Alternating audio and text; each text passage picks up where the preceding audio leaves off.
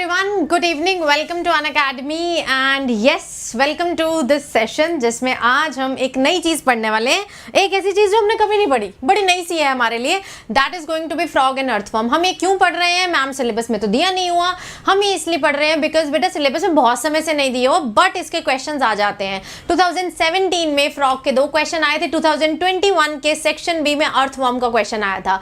तो मैं उस चीज़ के लिए प्रिपेयर करा रही हूँ, मैं आपको प्रिपेयर करा रही हूँ बेटा 360 आउट ऑफ 360 के लिए। तो 360 में से 360 लाने के लिए हमें एक भी क्वेश्चन गलत नहीं करना, चाहे ये चॉइस में आए तो भी तुम्हें आता हो, ताकि अगर किसी और में डाउट हो तो तुम यहां से रिजॉल्व कर लो। क्योंकि ये अगर पोर्शन आएगा तो फुल्ली एनसीईआरटी बेस्ड आएगा बेटा, एनसीईआरटी से बाहर ये वाला पोर्शन नहीं आएगा, ये तो तुम लिख के ले सकते हो। लेकिन in order to learn its NCERT हमें एक बार इसको समझना पड़ेगा, है ना। अगर हम इसको टीचर के प्रेजेंस में समझ लें तो ऑब्वियसली हम जब एनसीईआरटी रीड करेंगे हमें वो सारा याद हो जाएगा। तो आज का सेशन उसी के लिए है। आई वांट कि तुम्हें फ्रॉग और अर्थवर्म का जिस्ट पता चल जाए कि भैया ये कैसे रहते हैं, कहाँ रहते हैं, इनका सिस्टम्स कैसे हैं, क्योंकि इनके सिस्टम्स में हिस्टोलॉजी नहीं है। हमने 2 चीजें पढ़नी है। देखिए, 1 we are going to study about its morphology. Morphology का मतलब होता है एक्सटर्नली ये एनिमल्स कैसे दिखते हैं, डॉर्सल साइड से, वेंट्रल साइड से कैसा दिखाई देता है, रंग क्या है इसका, कहाँ पे रहता है।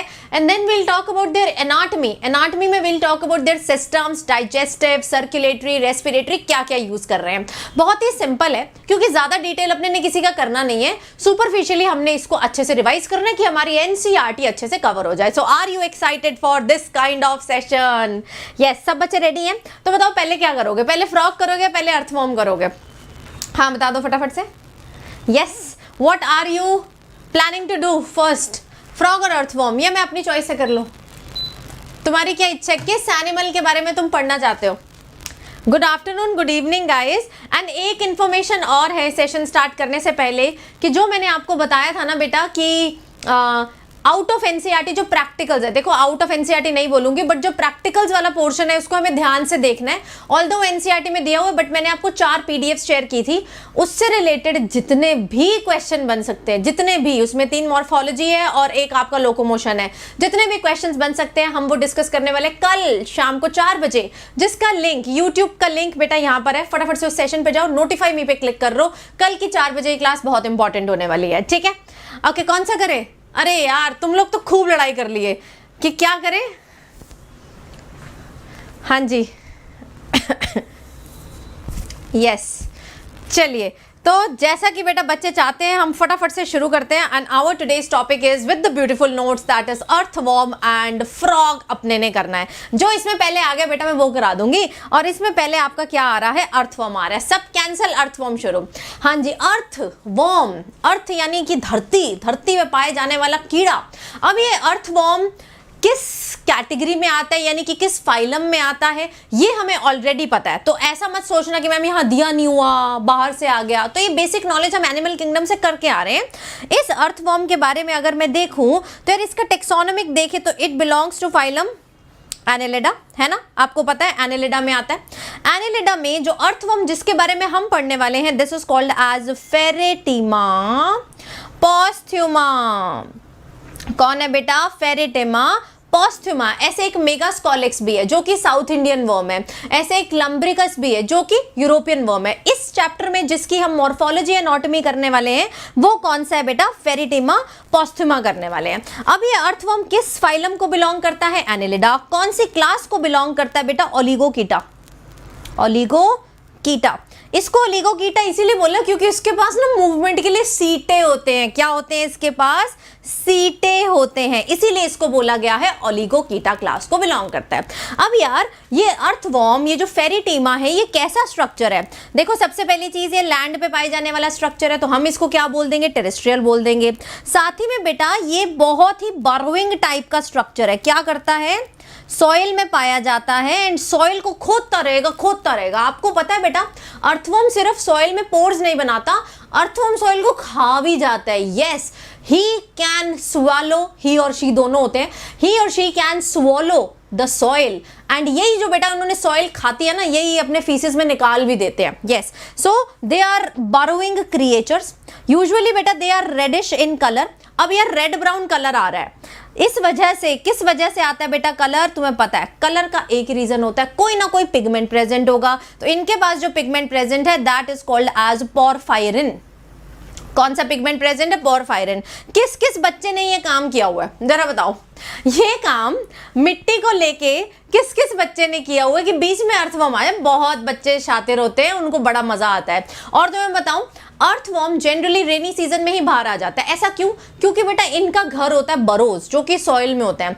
अब जब बारिश गिरेगी तो बरोज में तो बेटा पानी भर जाएगा। बरोज में अगर पानी भर गया तो अर्थवर्म कहाँ रहेंगे? रहने के लिए कोई जगह नहीं बची बेचारों के पास, तो बाहर ही आ जाएंगे ना, है ना? बाहर आ जाएंगे ना। यस, तो they inhabit the upper moist layer of the soil, जो कि गीली है। बिल्कुल सही है। डे टाइम में बेटा ये बरोज में घुसे रहते हैं, ठीक है। ऐसा क्यों? इसके पीछे रीजन है बेटा, दिन में बाहर नहीं आते, दिन में घुसे रहेंगे अंदर। क्योंकि बेटा अर्थवर्म की जो क्यूटिकल होती है ना बहुत मॉइस्ट होती है। अगर ये दिन में बाहर आएंगे तो हाई टेम्परेचर से, सन से ये सूख सकते हैं। It can lead to the removal of the cuticle, ठीक है। मॉइस्टनेस वो जो है ना वो खत्म हो सकती है, ड्राइंग हो सकती है, और ड्राइंग को ये लोग अफोर्ड नहीं कर सकते। इसलिए दिन के वक्त ये कहाँ घुसे रहते हैं? बरोज में होते हैं। सॉइल को क्या कर लेते हैं? स्वॉलो भी कर लेते हैं, ठीक है। अब यार इन्होंने सॉइल खाई, सॉइल में जो ऑर्गेनिक मैटर है वो खा गए, तो जो इनके फीसेस निकलेंगे उस फीसेस में सॉइल तो एज इट इज निकल आएगी, एंड उन फीसेस को हम लोग बोलते हैं वर्म कास्टिंग।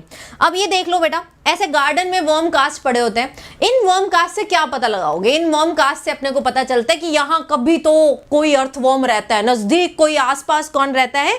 अर्थवर्म रहता है। तो एक क्वेश्चन बेटा ये भी आ सकता है कि अर्थवर्म के फीकल पैलेट्स को क्या बोला जाता है? आप बोलोगे इसको बोला जाता है worm casting. So these are the faecal pellets, ठीक है। कॉमन इंडियन अर्थवर्म बेटा किसकी बात करनी है अपने ने? फेरिटीमा। लंब्रिकस जो है वो कहां पर मिलता है? यूरोपियन में, दैट इज यूरोपियन, ठीक है। यस, मेगास्कोलिक साउथ इंडियन है। चलिए जी, आ जाते हैं इसकी मॉर्फोलॉजी पे। देखिए अर्थवर्म बिलोंग करता है एनिलिडा को। एनिलिडा का नाम एनिलिडा इसीलिए पड़ा क्योंकि उसके पास एनिलस है। एनिलस का मतलब होता है रिंग्स प्रेजेंट है। तो बॉडी क्या है? सेगमेंटेड है। एक्सटर्नल और इंटरनल सेगमेंट दोनों प्रेजेंट है। इस टाइप के सेगमेंटेशन को क्या बोलते हैं? क्या कराया था बेटा एनिमल किंगडम में? इस टाइप के सेगमेंटेशन को अपने लोग बोलते हैं यस मेटामेरिज्म। तो इनकी बॉडी सेगमेंटेड है। कितने सेगमेंट्स हो सकते हैं बेटा? 100 से 200 हो सकते हैं। यस, 100 to 120 लिख लो, वैसे 200 तक भी जा सकते हैं। इतने सारे छोटे छोटे सेगमेंट्स है बेटा अर्थवर्म की बॉडी में, ठीक है। और ये जो मेटामेरिज्म है ये एम्ब्रियोनिक सेगमेंट है, शुरू से ही इनके पास प्रेजेंट है। ओके जी, ठीक है। लॉन्ग बॉडी है, सिलेंड्रिकल बॉडी है, शॉर्ट शॉर्ट सेगमेंट्स हैं, जिनको हम क्या बोलते हैं? मेटामियर्स बोलते हैं। अब इनका एंटीरियर वाला हिस्सा पहले वो समझते हैं। डायरेक्शंस, एंटीरियर मतलब होता है आगे। मान लो ये वर्म चल रहा है, ये वर्म का एंटीरियर वाला हिस्सा है क्योंकि उसका सर यहाँ पे, ये पीछे वाला पोस्टीरियर। ऊपर वाला हिस्सा जो हवा को फेस कर रहा है दिस इज कॉल्ड एज, क्या बोलोगे इसको? डॉर्सल। नीचे वाला हिस्सा जो ग्राउंड को टच कर रहा है that is called as ventral. जैसे तुम्हें क्या करना है, तुम अगर अर्थवर्म बनो, मान लो तुम्हें अर्थवर्म की फैंसी ड्रेस करनी है। फैंसी ड्रेस होती है ना स्कूल में जिसमें कपड़े पहन के बैठ जाते हैं वैसे वाले, तो तुम बेटा उल्टे अर्थवर्म बनोगे, उल्टे गिरोगे। तो ये बॉडी का तुम्हारा हिस्सा डॉर्सल हवा facing, and this is your ventral facing the ground. तो यार एंटीरियर साइड पे, बॉडी के आगे वाली साइड पे इनके पास क्या प्रेजेंट है? माउथ है और प्रोस्टोमियम है, ठीक है। क्या है बेटा? माउथ है और प्रोस्टोमियम है। जो हेड प्रोजेक्ट करता है ना वो किस फॉर्म में प्रोजेक्ट करता है? प्रोस्टोमियम की फॉर्म में ही प्रोजेक्ट करता है, ठीक है। यस, प्रोस्टोमियम एक तरीके का हुड है, जैसे हम कैप से नहीं लगा लेते, तो इसके माउथ पे ऐसे ऊपर कैप लगी हुई है। This cap is called as prostomium. कोई सेगमेंट नहीं है ये बस इसके माउथ का आगे हुड निकला हुआ है, ठीक है। Yes, so prostomium is nothing, it is just the hood of the mouth, ठीक है। वेंट्रल साइड पे, नीचे की साइड पे देखोगे तो क्या है? जेनाइटल पोर्स है, मेल जेनाइटल पोर है, फीमेल जेनाइटल पोर है। और तुम डॉर्सल साइड पे देखो, ऊपर देखोगे तो डॉर्सल साइड पे बेटा तुम्हें सेंटर में एक लाइन सी दिखती है जिसको बोलते हैं मिड डॉर्सल लाइन। वो एक ब्लड वेसल है। Let me show you. हाँ जी, तो इधर दिख रहा है। Yes, so this is the anterior most region. ये सबसे आगे वाला हिस्सा है। इस आगे वाले हिस्से को, द हुड को क्या बोलोगे तुम? प्रोस्टोमियम। कोई भी बच्चा गलती से भी प्रोस्टोमियम को एज अ सेगमेंट नहीं लिख के आएगा, क्योंकि ये अर्थवर्म का सेगमेंट नहीं है। अर्थवर्म का सेगमेंट बेटा ये है, जिस फर्स्ट सेगमेंट का नाम है पेरिस्टोमियम, पेरिस्टोमियम। तो pro is not a segment, मैं यहां पर क्या लिख रही हूं, it is not a segment, it is just a hood. First segment का क्या नाम है बेटा, पेरिस्टोमियम नाम है, ठीक है, यस, देख रहे हो। अब बेटा यहां पर तुम नोटिस करो, हर सेगमेंट के बीच में इंटरसेगमेंटल ग्रूव है, मतलब एक डिवीजन है, थोड़ी सी स्पेस है दो सेगमेंट्स के बीच में। कैन यू सी, हर सेगमेंट के बीच में इंटरसेगमेंटल ग्रूव है। यस और नो मुझे बताएंगे, यस और नो में मुझे बताएंगे सब बच्चे चार्ट सेक्शन में, क्या हर दो सेगमेंट के बीच में थोड़ा सा स्पेस है, होता है, दिस इज इंटरसेगमेंटल ग्रूव। लेकिन तुम थोड़ा सा नीचे जाओ, 14th to 16th, कौन सा 14th to 16th सेगमेंट में देखोगे कोई भी इंटरसेगमेंटल ग्रूव ही नहीं है। Yes, there is no groove, ऐसे मोटा सा हिस्सा दिख रहा है, इस मोटे हिस्से को तुम क्या बोल दोगे, क्लाइटेलम बोल दोगे। तो बॉडी बेटा तीन हिस्सों में डिवाइड हो जाएगी, एक ये क्लाइटेलर रीजन है जिसमें ग्रूव नहीं है, कोई डिवीजन नहीं दिख रही है, एक क्लाइटेलर से ऊपर वाला रीजन हो जाएगा जिसका नाम है प्री क्लाइटेलर रीजन, एक क्लाइटेलम से नीचे वाला हिस्सा हो जाएगा जिसका क्या नाम है, पोस्ट क्लाइटेलर रीजन, ठीक है। सेंटर वाला क्लाइटेलर 14 to 16, उसके ऊपर प्री और उसके नीचे क्या हो जाएगा, पोस्ट क्लाइटेलर रीजन।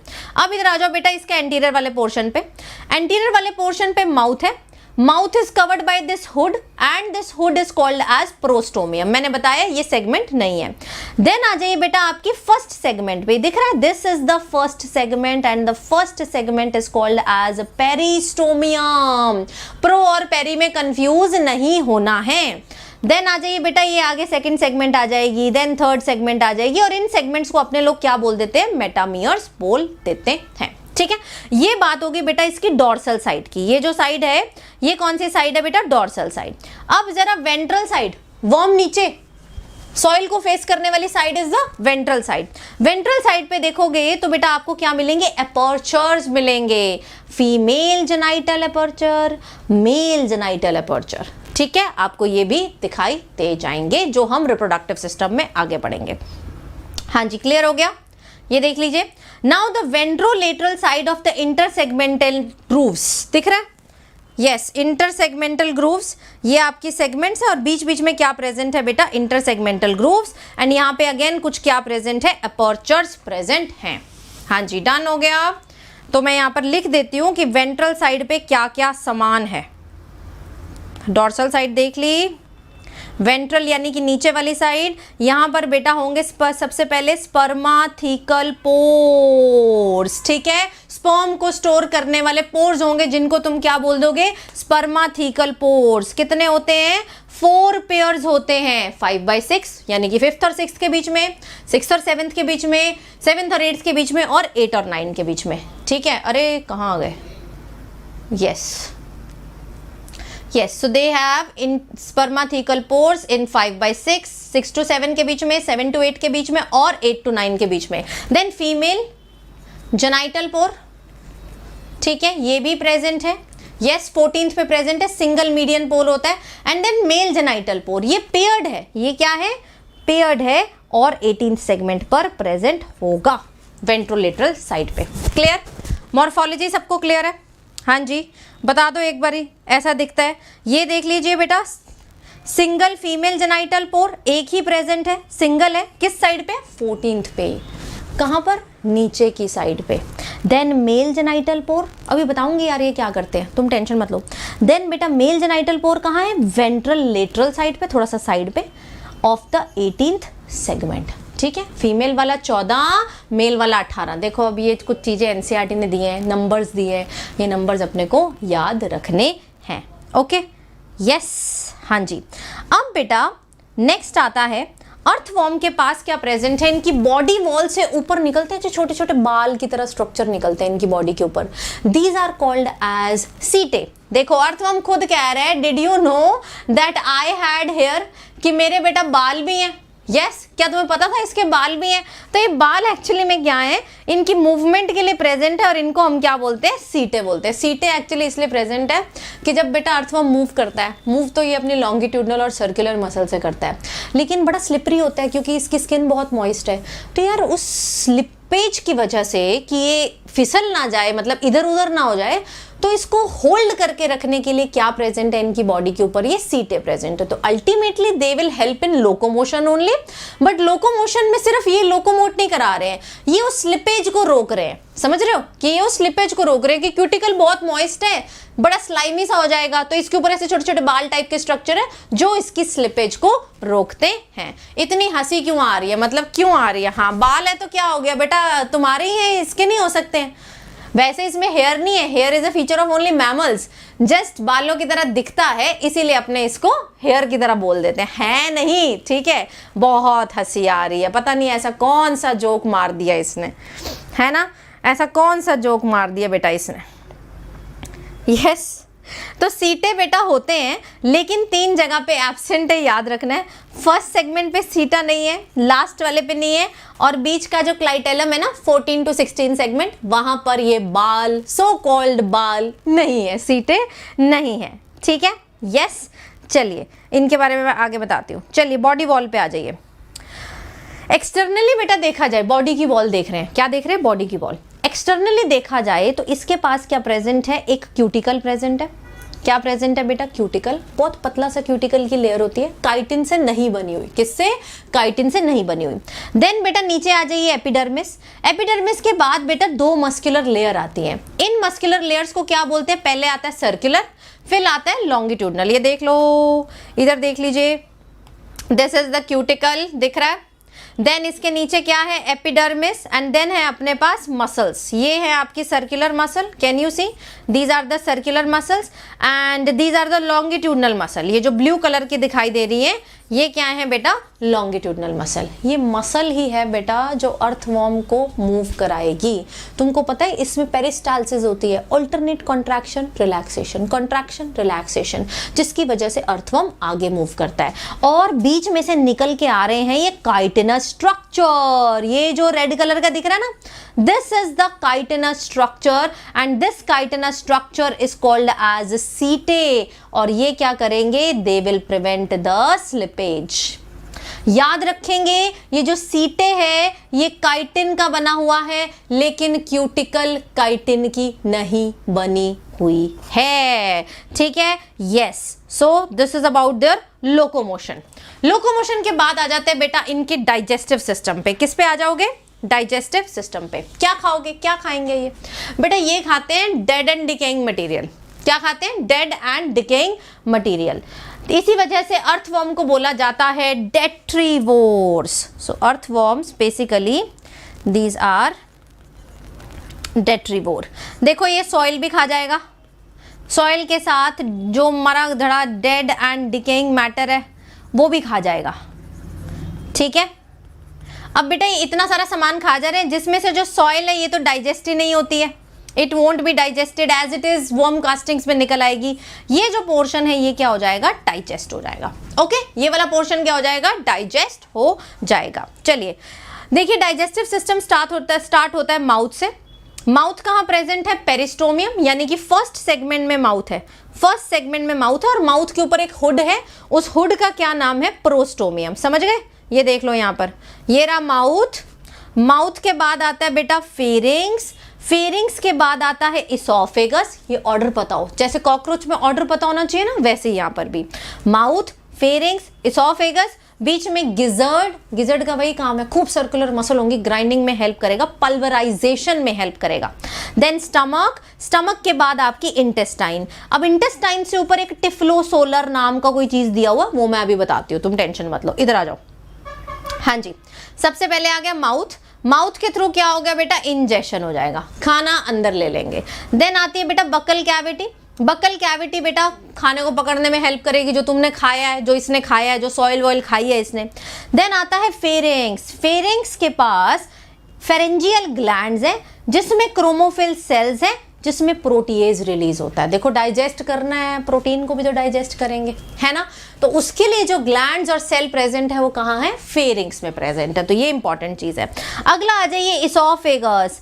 इसोफेगस के बाद बेटा फूड जाता है गिजर्ड में। अब गिजर्ड के अंदर ग्राइंडिंग होगी, और कहां पर गिजर्ड देखा है बेटा तुमने, और ये गिजर्ड देखे हैं हमने कॉकरोच में भी, और ये गिजर्ड हमने देखे बर्ड्स में भी। वहां तो क्रॉप भी होता है, गिजर्ड भी होता है, यहाँ क्रॉप नहीं है, यहाँ सीधा क्या है अपना गिजर्ड है। फंक्शन सेम रहेगा, दैट इज ग्राइंडिंग।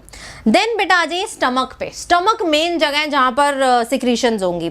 देखिए स्टमक की वॉल के पास कैल्सीफेरस ग्लैंड है, याद रखेंगे कैल्सीफेरस ग्लैंड अर्थवर्म के पास है, अर्थवर्म की स्टमक के पास है, ठीक है। ये कैल्शियम सिक्रीट करेंगे और CO2। कैल्शियम क्या क्या करेगा बेटा, it helps in neutralising the humic acid. देखो इन्होंने सॉइल खाई है,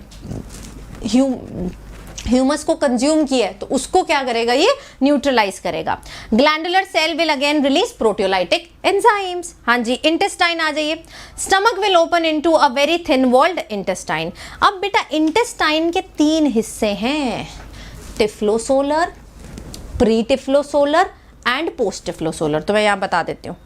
हाँ जी, इंटेस्टाइन 15 सेगमेंट से एंड तक है, 3 हिस्से हैं। पहला है टिफ्लोसोलर, जिसके पास टिफ्लोसोल जैसा स्ट्रक्चर है, ये विल्लाई की तरह होता है बेटा, सरफेस एरिया इंक्रीज करता है, ठीक है। टिफ्लोसोलर स्ट्रक्चर 26 to 95th सेगमेंट पे प्रेजेंट है। देखो 15वें से लेकर आखिरी 200 तक जाता है, 15 से लेकर 200 तक इंटेस्टाइन है, ठीक है। अब उस 15 से चलते जाओ बेटा, 26 to 95 के पास सरफेस एरिया बढ़ाने के लिए क्या प्रेजेंट है, टिफ्लोसोल। तो इससे पहले वाला हिस्सा क्या हो जाएगा, प्री टिफ्लोसोलर, है कि नहीं। इससे पहले वाला क्या हो जाएगा, प्री टिफ्लोसोलर, यानी कि 15 से लेकर 25 वाला प्री टिफ्लोसोलर हो गया। और लास्ट वाला क्या हो जाएगा, पोस्ट टिफ्लोसोलर। 96 से लेकर लास्ट वाला क्या हो जाएगा, पोस्ट टिफ्लोसोलर। और ये एंड किस में कर जाएगा, एनस में एंड कर जाएगा। यस गाइस, पता चला। तो 15 से लेकर आपका लास्ट तक इंटेस्टाइन है। इंटेस्टाइन में 26 से 95, 26 to 95 क्या है, टिफ्लोसोल प्रेजेंट है। टिफ्लोसोल का काम क्या है, ये रहा बेटा टिफ्लोसोल। टिफ्लोसोल का काम है बेटा, ऐसा दिखाई देता है ये, इस तरीके से स्ट्रक्चर है विल्लाई की तरह। इसका काम है to increase the surface area for absorption, ठीक है। ये काम है अपने टिफ्लोसोल का। ओके जी, अब बीच में तुम्हें क्या दिख रहे हैं, बीच में तुम्हें बेटा यहां पर दिखाई दे रहे हैं intestinal caeca. Can you see this intestinal caeca. इन इंटेस्टाइनल सीकम का काम है, they will release amylase, they are going to release the amylase, ठीक है। पहला तुमने सेल करा क्रोमोफिल सेल, उन्होंने प्रोटियोलाइटिक एंजाइम रिलीज किए। देन तुमने किया कैल्सीफेरस ग्लैंड, फिर से प्रोटियोलाइटिक एंजाइम रिलीज किए। देन तुम कर रहे हो इंटेस्टाइनल सीके, कार्बोहाइड्रेट भी तो डाइजेस्ट करोगे, that is via amylase. With this we are done with the intestine part, with the digestive system part. हाँ जी बेटा, क्लियर है। लास्ट में बेटा एनस है, एनस में से सारा अनडाइजेस्टेड सामान बाहर निकलेगा। अर्थवर्म के फीसिस को कास्टिंग बोलते हैं, कास्टिंग से फर्टिलिटी सॉइल की इंप्रूव होती है, तभी अर्थवर्म फ्रेंड्स ऑफ फार्मर है। हाँ जी, डाइजेस्टिव सिस्टम डन, बता दो। Yes, come on. ये सारी PDF बेटा मैं आपको टेलीग्राम पे दे दूंगी, डोंट वरी, है ना। आपको कुछ नोट करने की जरूरत नहीं है, सिर्फ आपको ये सेशन को समझना है। देन आता है बेटा अर्थवर्म का सर्कुलेटरी सिस्टम। कैसा सर्कुलेटरी सिस्टम है, देखो ये क्या है, ये है आपका Annelida. Annelida is a first phylum to have closed circulatory system. बेटा ये पहला फाइलम है जिसके पास क्लोज्ड सर्कुलेटरी सिस्टम प्रेजेंट है। अब बेटा इसके पास क्या प्रेजेंट है, सबसे पहली चीज ब्लड ग्लैंड्स प्रेजेंट है। क्या है, ब्लड ग्लैंड्स। तो it has close circulatory system, इसके पास ब्लड वेसल्स भी हैं, अभी मैं नाम लिखवाऊंगी। इसके पास कैपिलरीज भी हैं और बड़े सारे हार्ट हैं। देखो हो तो आप अर्थवर्म की तरह हो, है ना, जिसके पास दिल ही दिल है। इतने दिल है कि ये कितनों को भी दे सकता है। अब ह्यूमंस के पास क्या है, बेचारे अपने पास एक दिल है, दे दिया तो क्या ही बचेगा हमारा, है ना। तो ये अर्थवर्म के पास बहुत सारे दिल है इस मामले में। कुछ लोगों के पास बेटा ह्यूमंस में भी एक से ज्यादा दिल होता है, कईयों को दे के बैठे हैं वो, है ना। तो आ जाइए बेटा, सबसे पहले ब्लड वेसल सिस्टम में हम लोग करते हैं blood glands. Yes, first one is blood glands. Location बहुत इंपॉर्टेंट है, 4th में है, 5th में है और 6th सेगमेंट में। ये ब्लड ग्लैंड क्या रिलीज करते हैं, एक तो ब्लड के सेल्स रिलीज करेंगे और हीमोग्लोबिन रिलीज करेंगे। यस, याद रखना है कि ये हीमोग्लोबिन RBC के अंदर नहीं होता है, RBC नहीं होते हैं इनके पास। तो haemoglobin is dissolved in plasma, plasma के अंदर प्रेजेंट है। अब बेटा ये जो ब्लड सेल है ना, ये ब्लड सेल ऑक्सीजन कैरी नहीं कर रहे हैं, ऑक्सीजन कैरी नहीं कर रहे हैं, rather they are phagocytic, they are not carrying oxygen, oxygen carry नहीं करते हैं बेटा। तो इनका फंक्शन ना WBC की तरह हो जाएगा। किसकी तरह फंक्शन है? WBC की तरह फंक्शन है। So haemoglobin is present but it is dissolved in blood plasma. तो यार इनके ब्लड का रंग लाल होगा, रेड कलर का होगा, लेकिन आरबीसी इनके पास नहीं है। याद रखोगे, आरबीसी बेटा इनके पास नहीं है। ठीक, अब बेटा blood is confined to heart and the blood vessel. अब मैं कुछ ब्लड वेसल्स के नाम यहाँ पर लिखने वाली हूँ। सबसे पहली वेसल बेटा इनके पास है डॉर्सल, अभी मैं दिखाऊंगी भी तुमको। डॉर्सल वेसल है, मिड डॉर्सल लाइन ऊपर की साइड पे से सेंटर में निकलती है। ठीक है, यस। सेकंड बेटा इनके पास नाम है वेंट्रल वेसल, नीचे की साइड पे प्रेजेंट होगी। देन इनके पास है बेटा लेटरल इसोफेजियल वेसल, अभी मैं सबकी फोटो दिखाऊंगी। Lateral oesophageal vessel and then इनके पास है बेटा सब न्यूरल वेसल। ये लेटरल इसोफेजियल बाद में सब न्यूरल वेसल बनाती है। एंड देन इनके पास है सुप्रा इसोफेजियल वेसल, सुप्रा इसोफेजियल वेसल सबसे छोटी है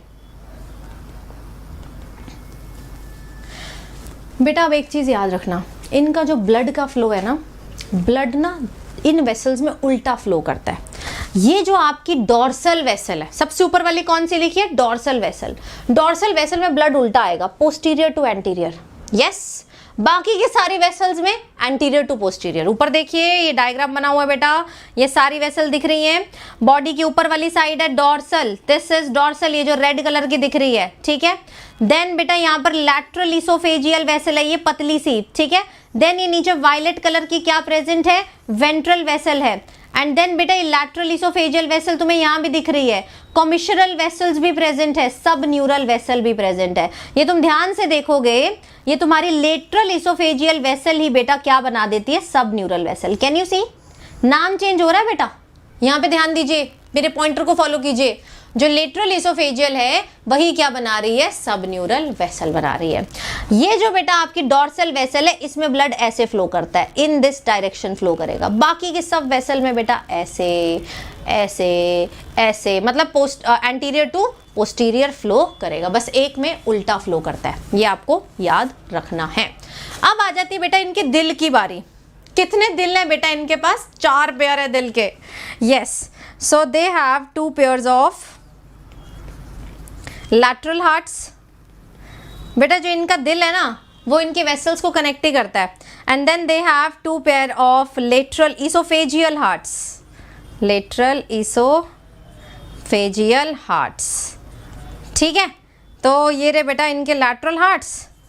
यस, एंड देन है इनके पास लैटरल इसोफेजियल हार्ट्स। यस, तो ये बेटा इस तरीके से इनका ब्लड वैस्कुलर सिस्टम है। इससे ज़्यादा डिटेल बेटा इसकी आती नहीं है, जो डिटेल तुमको चाहिए थी वो मैंने यहाँ पर लिख दी। नेक्स्ट आता है रेस्पिरेटरी सिस्टम। बेटा अर्थवर्म के पास कोई रेस्पिरेटरी सिस्टम नाम की चीज़ नहीं है, कोई लंग्स वंग्स नथिंग, कोई गिल्स कोई लंग्स कुछ भी नहीं है। They lack a specialised breathing device. तो यार सांस कैसे लेंगे? ऑक्सीजन कहाँ से आएगा?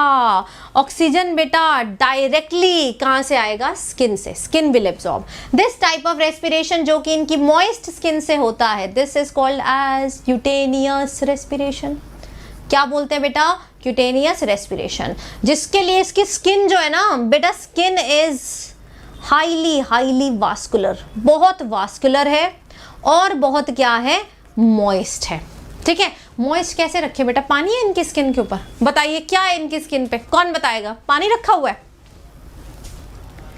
यस, हाँ बहुत अच्छी बात है, रमन बिल्कुल सही कह रहे हैं। नीट के लिए आज क्या तारीख है? 23 तारीख है, और कह रहे हैं 17 तारीख को नीट है, for your very kind information. और मुझे बोल रहे हैं मैम अर्थवर्म की ना वो दिखा दो। क्या दिखा दो? सर्जरी दिखा दो। अभी जो पोर्शन है नहीं तुम्हारे सिलेबस में, लेकिन उसकी सर्जरी मुझे दिखा दो। मुझे तो यही पढ़ना है, बाकी तो सब कुछ मैं छोड़ के ही जाऊंगा। ये सिर्फ बेटा हम उस 4 नंबर के लिए कर रहे हैं, जो शायद तुमको आ जाए, कि कुछ तो बेटा तुम्हारे माइंड में यहाँ पर रहेगा। हाँ जी, म्यूकस गलत आंसर बेटा। अर्थवर्म की स्किन मॉइस्ट है बिकॉज इनकी बॉडी से सिलोमिक फ्लूइड निकलता है बाहर की तरफ। इनकी बॉडी पे डॉर्सल साइड पे ना ऐसे छेद छेद छेद होते हैं, डॉर्सल पोर। तो जो सिलोमिक फ्लूइड है बॉडी का वो बाहर की तरफ आता है और इनको हमेशा क्या रखता है, मॉइस्ट रखता है। ओके जी, नेक्स्ट आ जाइए एक्सक्रीटरी सिस्टम। नाम पता है तुम्हें एक्सक्रीटरी ऑर्गन का, that is called as nephridia. 3 तरीके के नेफ्रीडिया है, बिल्कुल सेम है एक स्ट्रक्चर में। दे आर सेगमेंटली, मतलब डिफरेंट सेगमेंट्स में प्रेजेंट है। अरेंज्ड कॉइल्ड ट्यूब्यूल्स, जैसे बेटा अपना नेफ्रॉन नहीं है, बड़ा ही कॉइल्ड है, PCT, loop of Henle, DCT, वैसा ही बेटा ये क्या है, कॉइल्ड ट्यूब्यूल की फॉर्म में प्रेजेंट है। सबसे पहला नेफ्रीडिया है बेटा सेप्टल नेफ्रीडिया। मैं फोटो भी दिखाऊंगी, पहले समझ लो। सेप्टल नेफ्रीडिया बेटा कहां से कहां प्रेजेंट है, in between the sides of the intersegmental septa from 15th to last. अभी मैं तीनों नेफ्रीडिया बता दूंगी, तो तुम बताना किस वाले सेगमेंट में नेफ्रीडिया होते ही नहीं है। देखो 1 से 200 तक सेगमेंट जा रही है, तुम्हें मुझे बताना है किस में कोई भी नेफ्रीडिया प्रेजेंट नहीं है। प्लीज बताइए। सेप्टल नेफ्रीडिया बेटा 15 टू लास्ट में और इंटेस्टाइन में जाके खुलते हैं, यानी कि 15th टू लास्ट में सारा वेस्ट कलेक्ट कर लेंगे और इंटेस्टाइन में जाके डाल देंगे इसको, यानी कि ये कैसा है, एंटेरोनेफ्रिक है। ये क्या है, एंटेरो, एंटेरो यानी कि गट, एंड नेफ्रिक मतलब वेस्ट इंटेस्टाइन के थ्रू निकल जाएगा। हाँ जी, इंटेग्यूमेंट्री नेफ्रीडिया ये बेटा स्मॉलेस्ट है। These are the smallest, these are the largest. Integument का क्या मतलब होता है, skin. They are attached to the lining of the body wall from 3rd to last, 3rd से लेकर लास्ट। और ये इंटेस्टाइन में नहीं खुलते हैं, दे open on the body surface only, तो इसको बोलते हैं एक्सोनेफ्रिक। इसको तुम क्या बोल दोगे, एक्सोनेफ्रिक। फिर आता है फेरेंजियल नेफ्रीडिया। फेरेंजियल नेफ्रीडिया बेटा 3 पेयर्ड ट्रफ्ट है, 4th, 5th एंड 6th में, और ये भी बेटा इंटेस्टाइन में जाके खुल जाएगा, इसको बोलेंगे एंटेरोनेफ्रिक। तो बताइए कौन सी ऐसी सेगमेंट है जिसमें नेफ्रीडिया नहीं दिख रहे हैं, यस बताओ, कौन गिन के बताएगा कौन सी ऐसी सेगमेंट है जिसमें कोई नेफ्रीडिया नहीं है। बेटा दिमाग लगाइए, यहाँ 15th से लास्ट तक है, ये वाले 3rd टू लास्ट तक हैं, ये वाले सिर्फ 4, 5, 6 पे हैं, तो यार 2 ही तो बचे। Segment number 1 and segment number 2 does not have any nephridia. इन दोनों सेगमेंट पे कोई भी नेफ्रीडिया प्रस्तुत नहीं है ना। राइट गाइस, क्लियर हो गया। फंक्शन क्या है बेटा, ऑस्मोरेगुलेशन करना और एक्सक्रीशन करना। ये फोटो देख लो यार, this is the photo of the nephridia, please pay attention. सबसे पहले बेटा इनके पास सेप्टल नेफ्रीडिया, ये फेरेंजियल नेफ्रीडिया दिख रहे हैं, yes, these all are the pharyngeal nephridia. जो तुम्हें टफ्ट दिख रहा है 4th, 5th, 6th पे, ये dot dot dot dot dot, यहाँ से क्या निकल रही है, तुम्हारी डक्ट निकल रही है और तुम्हारी इंटेस्टाइन में जाकर ओपन हो रही है, तुम्हारी डाइजेस्टिव सिस्टम में ओपन हो रही है। देन स्किन पर इंटेग्यूमेंट्री नेफ्रीडिया प्रेजेंट है। ये सारे क्या हैं, इंटेग्यूमेंट्री नेफ्रीडिया, जो जनरल बॉडी सरफेस से निकल जाते हैं, ठीक है। देन तुम्हारे पास नीचे क्या प्रेजेंट है, ये सेप्टल नेफ्रीडिया, जो सेप्टा पे है, 15th से लेकर लास्ट वाले तक के सेप्टा पर ये नेफ्रीडिया प्रेजेंट है। Function is excretion. 1 nephridia looks like this, ठीक है। इसके पास एक फनल शेप स्ट्रक्चर होता है बेटा, जहां से सामान अंदर जाएगा, फिल्टर होगा, फिल्टर होने के बाद ये ट्यूब्यूल सिस्टम पे जाएगा, जहां पर रीएब्जॉर्प्शन होगी, है ना, और क्या होगा, सिक्रीशन होगी, ठीक है। जैसे बिल्कुल अपना नेफ्रॉन है, वहीं से देखो हमारे ग्लोमेरुलस में फिल्ट्रेशन होती है, इनकी फिल्ट्रेशन आपकी यहाँ से हो जाएगी, यस एंड हाँ जी। देन बेटा और क्या हो रहा है, यहाँ पर ट्यूबुलर रीअब्जॉर्प्शन और सिक्रीशन हो जा रही है, और टर्मिनल डक्ट से ये बाहर निकल आएगा। कहाँ से, टर्मिनल डक्ट से बाहर निकल आएगा। So this is the portion which is funnel shaped and ये वेस्ट को कलेक्ट करता है, it collects the waste. Clear, हाँ जी, यस। चलिए, तो ये बात हो गई बेटा इसके एक्सक्रीटरी सिस्टम की। देन आ जाते हैं नर्वस सिस्टम। नर्वस सिस्टम में बेटा कुछ खास प्रेजेंट नहीं है। नर्वस सिस्टम में कुछ गैंग्लिया हैं और एक नर्व कॉर्ड है, तो आपको नाम याद रखना है, मैं आपको बता देती हूँ। Yes, the ganglia that you have to learn is 1 suprapharyngeal ganglia, suprapharyngeal ganglia, ये कनेक्टेड है सब फेरेंजियल गैंग्लिया से। बीच में क्या प्रेजेंट है, एक नर्व रिंग प्रेजेंट है, जैसे बेटा उसमें थी। कॉकरोच में सुप्रा इसोफेजियल था, सब इसोफेजियल था, यहाँ पर सुप्रा फेरेंजियल है और सब फेरेंजियल है।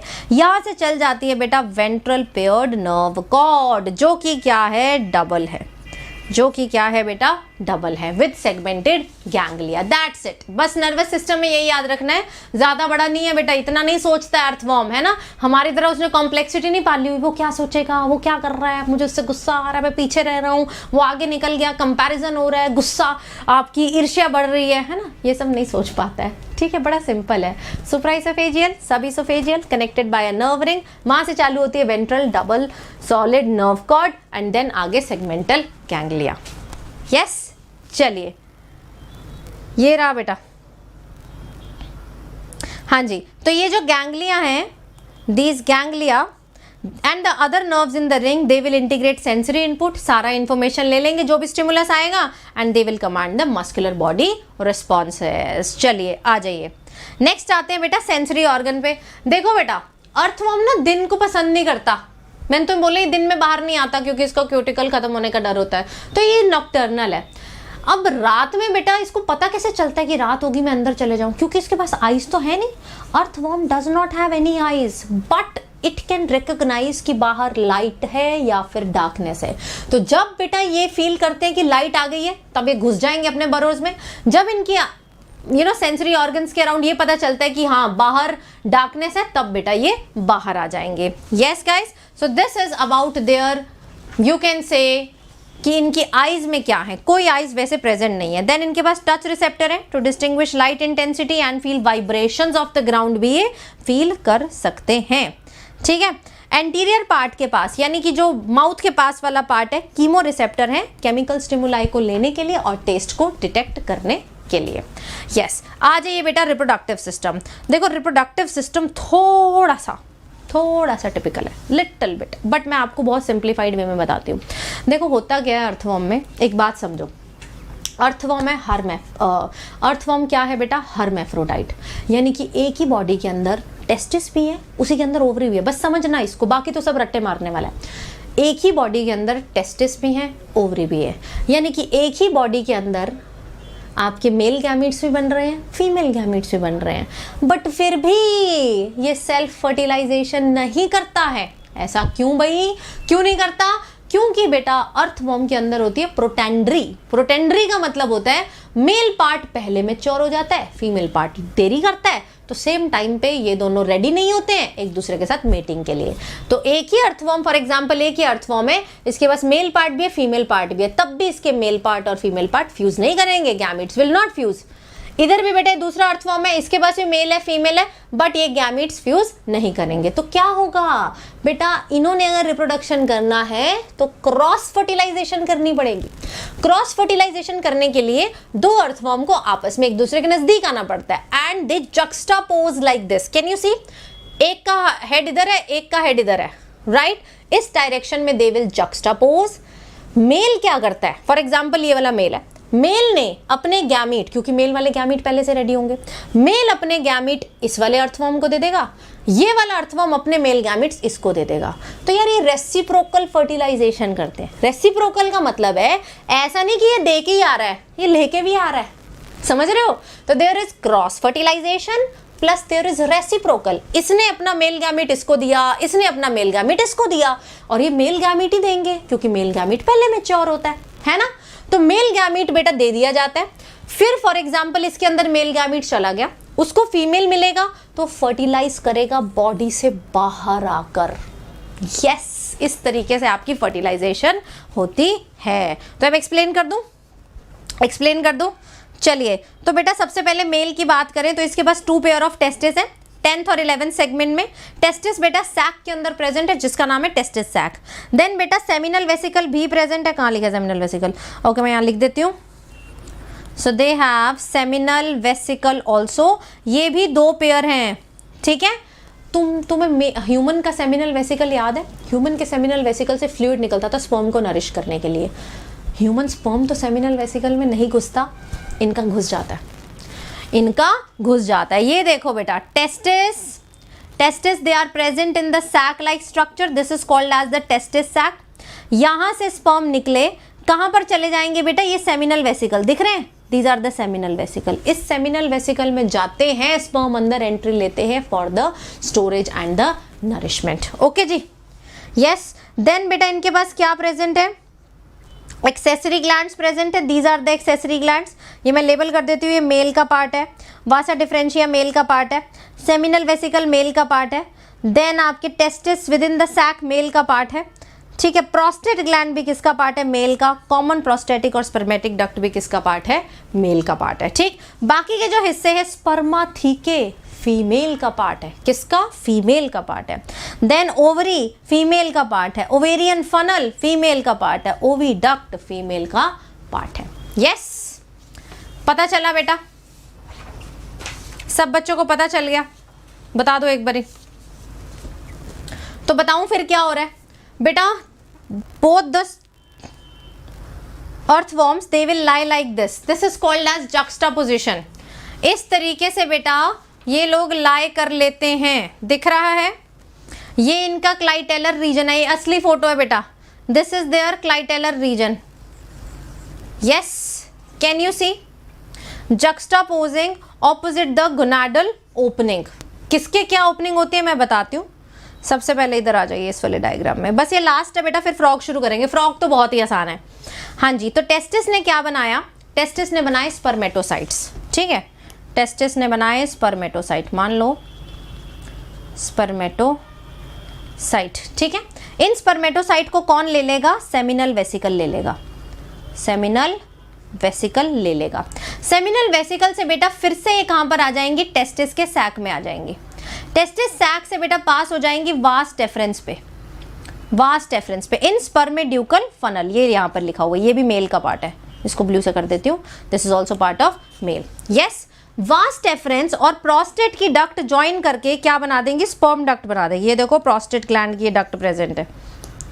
This will again join with prostatic duct and ये दोनों मिलके बना देंगे स्पर्म डक्ट एंड ये खुल जाएगा मेल जेनाइटल अपर्चर। कौन बताएगा मेल जेनाइटल अपर्चर किस वाले सेगमेंट में है? यस, स्टार्टिंग में बताया था वेंट्रल साइड पे दिखाई देता है। किस सेगमेंट में दिखाई देगा? यस, इस डायग्राम में नहीं बना हुआ है। प्लीज बताइए मेल जेनाइटल अपर्चर कहाँ है? स्पर्म बने, सेमिनल वेसिकल में गए, दौड़ते हुए बेटा नीचे आ रहे हैं। ये वासा डिफरेंशिया हैं, ठीक है, हर टेस्टिस से निकल रही हैं, प्रोस्टेट ग्लैंड के साथ मिल रहे हैं, कॉमन डक्ट बना रहे हैं और मेल जेनाइटल अपर्चर से बाहर निकाल रहे हैं। यस, बताओ किसमें? ये 14 वाले बच्चे खड़े हो जाएं, गलत आंसर है। मेल जेनाइटल अपर्चर बेटा 18th सेगमेंट में प्रेजेंट है। किस सेगमेंट में प्रेजेंट है? 18th सेगमेंट में प्रेजेंट है। ओके, चलिए साइमल्टेनियसली फीमेल का भी देख लीजिए। फीमेल की ओवरी कितने हैं? एक पेयर है। 1 पेयर ऑफ ओविडक्ट है। यहाँ पर आप देख रहे हैं ओवरी में से क्या निकल रहा है? 1 पेयर ऑफ ओविडक्ट निकल रहा है। यस, फीमेल के अंदर 4 पेयर ऑफ स्पर्माथिकल अपर्चर भी हैं। 6th, 7th, 8th, 9th, 4 pair, ठीक है, 4 पेयर ऑफ स्पर्माथिकल अपर्चर भी हैं। तो फीमेल ने क्या बनाई बेटा? ओवाज बनाए। ओवरी के अंदर ओवेरियोल होते हैं, इसके अंदर ओवा बन जाते हैं, ठीक है। स्पर्माथीके क्यों प्रेजेंट है? स्पर्माथीके बेटा इसीलिए प्रेजेंट है ताकि वो स्पर्म को रिसीव कर पाए। तो इमेजिन करो, अब चलिए देखते हैं। Let me just explain fertilisation कैसे होती है। दिख रहा है बेटा आपको? Yes, can you see? हाँ जी, मान लीजिए बेटा ये इसका 5th सेगमेंट है या फिर 6th सेगमेंट है। ये जो 6th सेगमेंट है ना बेटा इसका, ये सामने वाले के 18th सेगमेंट के सामने आएगा। समझो 6th सेगमेंट एक का सामने वाले के 18th में आएगा। इसका भी जो 5th सेगमेंट है दूसरे वाले के 18th के सामने आएगा। ऐसे चिपकेंगे बेटा, ये इस तरीके से चिपक जाएंगे, राइट। 2 अर्थवर्म में जक्स्टापोज कर लिए, एक का जो 18th है वो 6th के सामने आएगा। ऐसा क्यों? सोचो। ऊपर वाले बेटा अर्थवर्म को देखो, 18th में से क्या निकलेंगे? स्पर्म निकलेंगे। स्पर्म बेटा दूसरे वाले के स्पर्माथीका में जाकर स्टोर हो जाएंगे। सिमिलर वे 18 से यहाँ से स्पर्म निकलेगा, मेल जेनाइटल पोर है, और इसके स्पर्माथीका में जाकर स्टोर हो जाएंगे। तो sperms are basically exchanged from their pore, male genital pore, into the spermatheca. क्या ये बात समझ आई? यस, क्या ये बात समझ आई बेटा? कहाँ से निकले? 18th से निकले, क्योंकि 18th में मेल जेनाइटल पोर है और इसके सामने इस वाले का स्पर्माथीका है, तो वेंट्रल साइड ऐसे चिपक जाती है क्योंकि वेंट्रल साइड पे पोर्स होते हैं और यहाँ से निकल के स्पर्म इधर चले जाएंगे। चले गए? Sperms will travel from 18th to the 5th और 6th, मूव कर गए। अब बेटा जब स्पर्म इसके 18th में मूव कर गए, ये मान लो इधर स्पर्म आ गए, अब इधर ध्यान देना बेटा, इस वाले को ध्यान दो, यहाँ से मान लो स्पर्म आ गए, स्पर्म येलो कलर के बना देते हैं, स्पर्म उठ के इसके 18th में आ गए, ठीक है। अब बेटा ये 18th वाला पोर्शन धीरे धीरे आगे मूव करेगा, ठीक है। किसके पास मूव करेगा? क्लाइटेलर रीजन के पास। क्लाइटेलर रीजन कौन सा है? 14th टू 16th सेगमेंट है, आगे मूव कर रहा है धीरे धीरे बेटा, ये आगे मूव करेगा। आगे मूव करते करते क्लाइटेलर ने क्या बनाया? कुकून बनाया। उस कुकून के अंदर अब आपके स्पर्म और एग है, ये आगे मूव कर रहा है and ultimately the cocoon will come out of the body. Yes, समझ रहे हो? पूरा का पूरा कुकून जो है वो इनकी बॉडी से बाहर आ जाएगा। तो फर्टिलाइजेशन कुकून के अंदर बॉडी के बाहर होती है, this is called as external fertilisation. This is called as external fertilization. Are you getting my point? कि yes, पता चला? धीरे धीरे एंटीरियर साइड से, कहां से? एंटीरियर साइड से बाहर आ जाएगा। हाँ जी, उल्टा बना दी मुझे लग रहा है। रुक जाओ। हाँ जी, हो गया? रुको, दोबारा करें। दोबारा देखो, स्पर्म कहाँ से कहाँ पर आए? स्पर्म बेटा किसके पास थे? 18th वाले के पास थे, मान लो, राइट, 18th वाले के पास थे। यस, 18 से कहाँ पर आ गए? 5th वाले पर आ गए। किस पे आ गए? स्पर्म बेटा 18 सेगमेंट से उठ के 5th वाले के पास आ गए, क्योंकि यहाँ पर क्या प्रेजेंट है? स्पर्माथीका प्रेजेंट है। धीरे धीरे ये जो क्लाइटेलर रीजन है, इसके पास बेटा क्लाइटेलर रीजन होगा कि नहीं होगा? यहाँ पर बेटा जो 14th में क्लाइटेलर रीजन है, जिसके पास एग प्रेजेंट है, क्योंकि एग 14th पे बेटा जेनाइटल पोर है, फीमेल जेनाइटल पोर, यहाँ से एग निकल के आएगा, ठीक है। यहाँ पे स्पर्म आ चुके हैं, एग निकल के आ रहा है किसके अंदर? कुकून के अंदर। ये कुकून है, इसके अंदर ये एग है और ये आपके स्पर्म है। धीरे धीरे बेटा इट विल मूव अहेड और यहाँ से बाहर आ जाएगा। तो बाहर आकर बेटा इनकी क्या हो जाएगी? Fertilisation, which is external fertilisation. क्या हो रही है? External fertilisation. बाहर आ रहा है बेटा कुकून बॉडी के, और सिर वाले हिस्से से आ रहा है, एंटीरियर रीजन से बाहर आ रहा है। यस, चलिए, तो mutual exchange of packets of sperm called as spermatophore, बेटा एक्सचेंज होते हैं, स्पर्माथीका इसको एक्सेप्ट कर लेते हैं। तो mature sperm, egg cell, nutritive fluid सब कुकून के अंदर प्रेजेंट होता है, और कुकून के अंदर ही क्या होती है? फर्टिलाइजेशन, जो कि बॉडी के बाहर हो रही है, यानी कि एक्सटर्नल फर्टिलाइजेशन। और डेवलपमेंट में कोई भी लार्वा यूज नहीं होता, तो डायरेक्ट डेवलपमेंट। तो तकरीबन 3 हफ्तों के बाद बेटा हर कुकून में से तकरीबन 20 बच्चे निकलते हैं, एवरेज ऑफ 4, 2 से 20 अर्थवॉर्म नहीं निकलते हैं। हाँ जी, 3 हफ्तों के बाद, तो ये याद रखेंगे। ओके, इंपॉर्टेंट पॉइंट्स हैं। इंपॉर्टेंट पॉइंट्स ये हैं कि इसमें सबसे पहली चीज हर्मैफ्रोडाइट है, दूसरी चीज हर्मैफ्रोडाइट होने के बाद भी ये सेल्फ फर्टिलाइजेशन नहीं करता, तीसरी चीज ये रेसिप्रोकल फर्टिलाइजेशन करते हैं, एक दूसरे को स्पर्म दे रहा है तो दूसरा भी इसको स्पर्म देगा। चौथी चीज बेटा इनके अंदर फर्टिलाइजेशन बॉडी के अंदर नहीं हो रही, कुकून चल के बॉडी के बाहर आ रहा है, और बाहर एंटीरियर हेड वाले साइड से आ रहा है, उसके अंदर फर्टिलाइजेशन हो रही है। ओके, हाँ, एक बारी में बेटा 20 बच्चे भी निकल सकते हैं कुकून से। एवरेज कितना है? 4 बच्चे तो निकलते ही हैं इतनी मेहनत करने के बाद, ठीक है। 3 हफ्तों के बाद ये होता है। यस, अब अर्थवॉर्म का फायदा क्या है बेटा? Earthworm are the friends of farmer, ecological importance है, फ्रेंड्स ऑफ फार्मर हैं। वर्मी कंपोस्टिंग से बेटा आपकी सॉइल एनरिच होती है। इनफैक्ट डार्विन ने तो बेटा इनको क्या बोला है? These are the lungs of soil. ये क्या है? लंग्स ऑफ सॉइल है। लंग्स ऑफ सॉइल इसीलिए बोला है, ठीक है। लंग्स ऑफ सॉइल क्यों बोले? क्योंकि ये एरिएशन करते हैं। क्या करते हैं? एरिएशन करते हैं, बरोज बनाते हैं, ठीक है। Aeration of the soil, penetration of plant roots को भी हवा प्रोवाइड करते हैं। और जब फिशिंग करने जाते हैं ना, तुम में से कोई फिशिंग करने गया? एनीवन? मैं भी नहीं गई हूँ यार। मुझे लगता है इंडिया में इतना कॉमन नहीं है फिशिंग करने जाना। फॉरेन में तो people take it as a vacation कि मैं फिशिंग करने जा रहा हूँ, लेक पे जा रहा हूँ फिशिंग करने। यहाँ पर हम नहीं जाते हैं यूजुअली, बट फिशिंग करते वक्त बेटा फिश को नज़दीक तो लाना है, तो कुछ तो फेंकोगे, दाना डालोगे। फिश के लिए दाना क्या है? अर्थवर्म। तो आप उस जगह पे अर्थवर्म डालते हैं, फिश दौड़ी दौड़ी आती हैं और फिर तुम जाल बिछाते हो उसके लिए और उस जाल से मछलियों को निकाल लेते हो। यस, ठीक है। हाँ, एक बच्चा कह रहा है मैं गया हूं अभी तक। जापान में जाते हैं। Good good good. कहाँ जाते हैं? जापान में जाते हैं। चलो, अर्थवॉर्म डन हो गया बेटा। Earthworm is now done. Frog करें। अर्थवॉर्म के सारे इंपॉर्टेंट पॉइंट समझ आ गए बेटा। ये कुछ चीज़ें दी हुई हैं सेगमेंट्स की, आपको लोकेशन दी हुई है। ये सेगमेंट्स आपको एक बार देख के जाना है, इतना भी अच्छे से याद नहीं करना। Just have a quick look at this so that you can recognise the questions. हाँ जी, चलिए नेक्स्ट पे चलें। हाँ, कुछ बच्चे हैं जिन्होंने खूब फिशिंग करी है।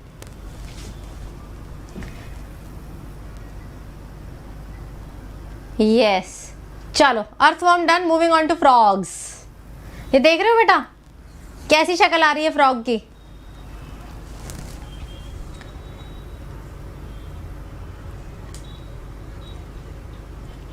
यस, चलिए आ जाइए, शुरू करते हैं बेटा फ्रॉग पे। किससे शुरू करें? फ्रॉग से शुरू करते हैं। देखिए, फ्रॉग बहुत आसान है क्योंकि बहुत ज़्यादा वे में हमसे मिलता जुलता है। हमसे मिलता जुलता है इसीलिए क्योंकि यार काफ़ी नज़दीक है ना। ये अर्थवर्म तो कहाँ एनालिडा में था, ये फ्रॉग कहाँ पे बेटा? कॉर्डेटा में आ रहा है। कॉर्डेटा में भी किसमें? एम्फीबिया में आ रहा है। तो ह्यूमन से बहुत ज़्यादा नज़दीक है, तो इसके बहुत सारे फीचर्स ह्यूमन से मैच करेंगे तो ये लर्न करना और ज़्यादा आसान है। ठीक है। Frog belongs to phylum chordata. Class क्या है? एम्फीबिया, क्योंकि ये लैंड और वाटर दोनों पे रह सकता है। ठीक है। ये बेटा आपको बुला भी रहा है that hi my self is Rana tigrina. ये इसका बेटा साइंटिफिक नेम है और राना टिग्रीना वाले फ्रॉग के बारे में ही आज हम बात करेंगे। ठीक है। Common Indian frog is Rana tigrina. हाँ जी, attitude. Frog is doing like this. जो इसके बेचारे के आगे वाले हाथ में 4 उंगलियां हैं, उन 4 उंगलियों से बेटा ऐसे यो भी कर रहा है। ये काफ़ी हमारा एडवांस टाइप का फ्रॉग है। चलिए आ जाइए। सबसे पहली चीज बेटा, frogs they are amphibians they can not regulate their body temperature, क्योंकि इनके पास इनके जो हार्ट है उसमें oxygenated and deoxygenated blood separate नहीं होता, मिक्स हो जाता है। तो यार ये अपनी बॉडी का टेम्परेचर कांस्टेंट नहीं रख पाते, इसीलिए इनको क्या बोलते हैं? हम कोल्ड ब्लडेड बोलते हैं, या फिर हम क्या बोलते हैं? पोइकिलोथर्मल्स। मतलब बाहर के हिसाब से इनको अपने बॉडी का टेम्परेचर चेंज करना पड़ता है। दूसरा बेटा, फ्रॉग बड़ा चालू इंसान है। चालू इंसान इसीलिए है क्योंकि फ्रॉग खुद को बचाने के लिए अपने नीचे के जो सरफेस होगा, पत्तियां होंगी, झाड़ियां होंगी, वैसा कलर ले लेगा।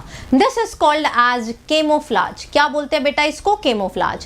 कई बार फ्रॉग बेटा क्या करता है, किसी और ऑर्गेनिज्म का भी कलर ले लेता है, उसको हम क्या बोलते हैं? मिमिक्री बोलते हैं। तो फ्रॉग अपनी एनिमीज से बचने के लिए केमोफ्लाजिंग करते हैं कि बैकग्राउंड का कलर ले लेगा, it can change its colour, या फिर किसी और ऑर्गेनिज्म का कलर ले लेगा, that is called as mimicry. दोनों अलग अलग चीजें। केमोफ्लाजिंग बैकग्राउंड के कलर से मैच होना है, मिमिक्री किसी और ऑर्गेनिज्म के कलर को कॉपी करना है। मिमिक्री समझते हो ना? अमिताभ बच्चन की मिमिक्री कर रहे हैं, शाहरुख खान की मिमिक्री कर रहे हैं। तो मिमिक्री बेसिकली यही है कि ये किसी और ऑर्गेनिज्म का बिल्कुल कॉपी करे, that is called as mimicry. अब बेटा ये जो फ्रॉग है ये भी किस में जाता है बेटा? ये समर में भी सोते हैं, कुंभकर्ण है एक नंबर के। विंटर में भी क्या करते हैं? खूब सोते हैं। सो दे गो इनटू समर स्लीप, क्योंकि बॉडी का टेम्परेचर तो रेगुलेट नहीं कर सकते, तो ज़्यादा गर्मी में नहीं रह पाएंगे, ना ही ज़्यादा ठंड में रह पाएंगे। So they perform both aestivation and they perform hibernation as well. Aestivation भी, हाइबरनेशन भी। जो बीच का थोड़ा सा समय है उसमें निकल के आ जाएंगे। हाँ जी, आगे आ जाते हैं बेटा मॉर्फोलॉजी। बाहर से कैसा दिखता है? फ्रॉग को टच किया किसी ने? अर्थवॉर्म ना किया, फ्रॉग जरूर किया होगा। हाँ जी, नहीं बेटा आज स्पेशल क्लास नहीं है, कल है स्पेशल क्लास। यस, ये मुझे लग रहा है बच्चे कह रहे हैं मैम फ्रॉग तो हमारी जैसा ही है, हमें भी तो एस्टिवेशन हो जाती है, हमें भी हाइबरनेशन हो जाती है। ठंड में हम रजाई में घुस जाते हैं और गर्मियों में बेटा कूलर के आगे या एसी के आगे बैठे रहेंगे, है ना, और सोते रहेंगे। यस, तो बेटा फ्रॉग की जो स्किन है ना, if you will ever get a chance to touch, it's very smooth, it's very slippery. क्यों? क्योंकि बेटा इसकी स्किन पे भी क्या है, म्यूकस। क्यों? क्योंकि इसने भी अपनी स्किन से क्या करनी है, रेस्पिरेशन। अब मैंने बोला फ्रॉग पानी के अंदर भी रहता है, तो यार जब ये पानी के अंदर जाता है, इसके पास गिल्स तो है नहीं, तो पानी के अंदर जाने पे इसकी रेस्पिरेशन इसके स्किन से ही होती है। यस। और जब बेटा ये समर स्लीप करता है, जब ये विंटर स्लीप करता है, तब भी इसकी रेस्पिरेशन स्किन से ही होती है। तो स्किन को मॉइस्ट रखना बहुत जरूरी है इसके लिए। हाँ जी, फ्रॉग बेटा कभी भी पानी नहीं पीता है, it absorbs directly through the skin. तो रेनी सीजन में निकल आते हैं, बट इनको पानी नहीं पीना है, डायरेक्ट स्किन से एब्जॉर्ब करते हैं। नेक्स्ट आ जाते हैं बेटा फ्रॉग की डॉर्सल और वेंट्रल साइड पे क्या है। देखो फ्रॉग के ऊपर का रंग देखोगे तो ऑलिव से ग्रीन, ऑलिव खाने वाली चीज होती है, ग्रीन, डार्किश ग्रीन सा स्किन होता है विद द इररेगुलर स्पॉट्स। नीचे से देखोगे, वेंट्रल साइड पे देखोगे तो पेल येलो सा कलर है। Body is divisible into head and trunk. Neck नहीं होता बेटा इसके पास, गर्दन लेस है ये, ठीक है, ये इसका हेड वाला पोर्शन है और ये सारा क्या है, ट्रंक है। कोई पूंछ नहीं है इसकी, यानी कि there is no tail, tail is absent, and there is no neck, neck is also absent. ठीक है, ये बात होगी बाहर से फ्रॉग कैसा दिखता है। अब बेटा फ्रॉग की फिंगर्स जरा ध्यान से देखेंगे। यस, ये बेटा इसके 4 लिम्स है, ये क्या है बेटा, इसके हाइंड लिम्स है। 4 लिम्स में देखोगे कितनी उंगलियां हैं, 4 उंगलियां हैं। हाइंड लिम्स में देखोगे कितनी उंगलियां हैं बेटा, 5 उंगलियां हैं। अब ये 4 लिम्ब और हाइंड लिम्ब किस काम आएंगे बेटा, इन्होंने चलना है, इन्होंने पानी के अंदर स्विम भी करना है, इन्होंने कूदना भी है, जंप भी करना है। तो ये सारे काम में इनके ये 4 लिम्ब, 4 उंगलियां, हाइंड लिम्ब 5 उंगलियों के काम आएंगे। अब बेटा फ्रॉग को तुम बता सकते हो बाहर से देखकर कि ये मेल फ्रॉग है या फिर ये फीमेल फ्रॉग है, यानी कि from external appearance you can recognise. मैं प्रूव करके दिखा दूंगी, तभी बेटा बोला जाता है फ्रॉग के अंदर क्या प्रेजेंट है, सेक्सुअल डायमॉर्फिज्म। ठीक है, हाँ जी, ये देखो 4 limb and hind limb, they help in the swimming, walking, leaping and burrowing. ठीक है, खोदने के भी काम आएंगे। देन आता है बेटा सेक्सुअल डायमॉर्फिज्म। फ्रॉग को तुम देख के पहचान जाओगे कि मेल फ्रॉग है या फीमेल फ्रॉग है। ऐसा क्यों? मेल फ्रॉग के पास क्या प्रेजेंट है, एक तो वोकल सैक्स दिखाई देते हैं उनके, साथ ही में उनके 4 लिम्ब के फर्स्ट डिजिट पर कॉपुलेटरी पैड प्रेजेंट हैं। अब ये किस काम आते हैं, ये बेटा रिप्रोडक्शन में मुझे बताना था। एक्चुअल में जब फ्रॉग रिप्रोड्यूस करते हैं ना, तो द मेल क्रॉप perform pseudo copulation with the female. For example, this is the female, female नीचे, male ऊपर है। तो ये लोग एक्चुअल में कॉपुलेट कर नहीं रहे हैं, it is a false copulation. False इसीलिए क्योंकि मेल भी अपना गैमेट पानी में छोड़ रहा है, फीमेल भी अपना गैमेट पानी में छोड़ रहा है, but they are kind of embracing each other, they are hugging each other. और ये जो हग है बेटा, जो ये मेल फ्रॉग है, ये फीमेल को पकड़ के किसके साथ रखेगा, with the help of these, ये जो 4 लिम्ब में इसके प्रेजेंट है कॉपुलेटरी पैड। तो जो मेल ऊपर वाली साइड है बेटा, उसके पास कॉपुलेटरी पैड है, जिसकी हेल्प से female can be kept in one place, ताकि पानी में मेल फ्रॉग जब गैमीट रिलीज करे तभी फीमेल क्रॉप रिलीज करे, यानी कि एग और स्पर्म एक साथ होने चाहिए, तभी बेटा ये फॉल्स कॉपुलेशन परफॉर्म करते हैं। इसका डिटेल अभी रिप्रोडक्टिव सिस्टम में करेंगे। यस, हाँ जी, हो गया। चलिए, तो फीमेल फ्रॉग के पास ऐसा कुछ नहीं है, ना कॉपुलेटरी पैड है, ना वोकल सैक्स है, इसीलिए हम पहचान सकते हैं।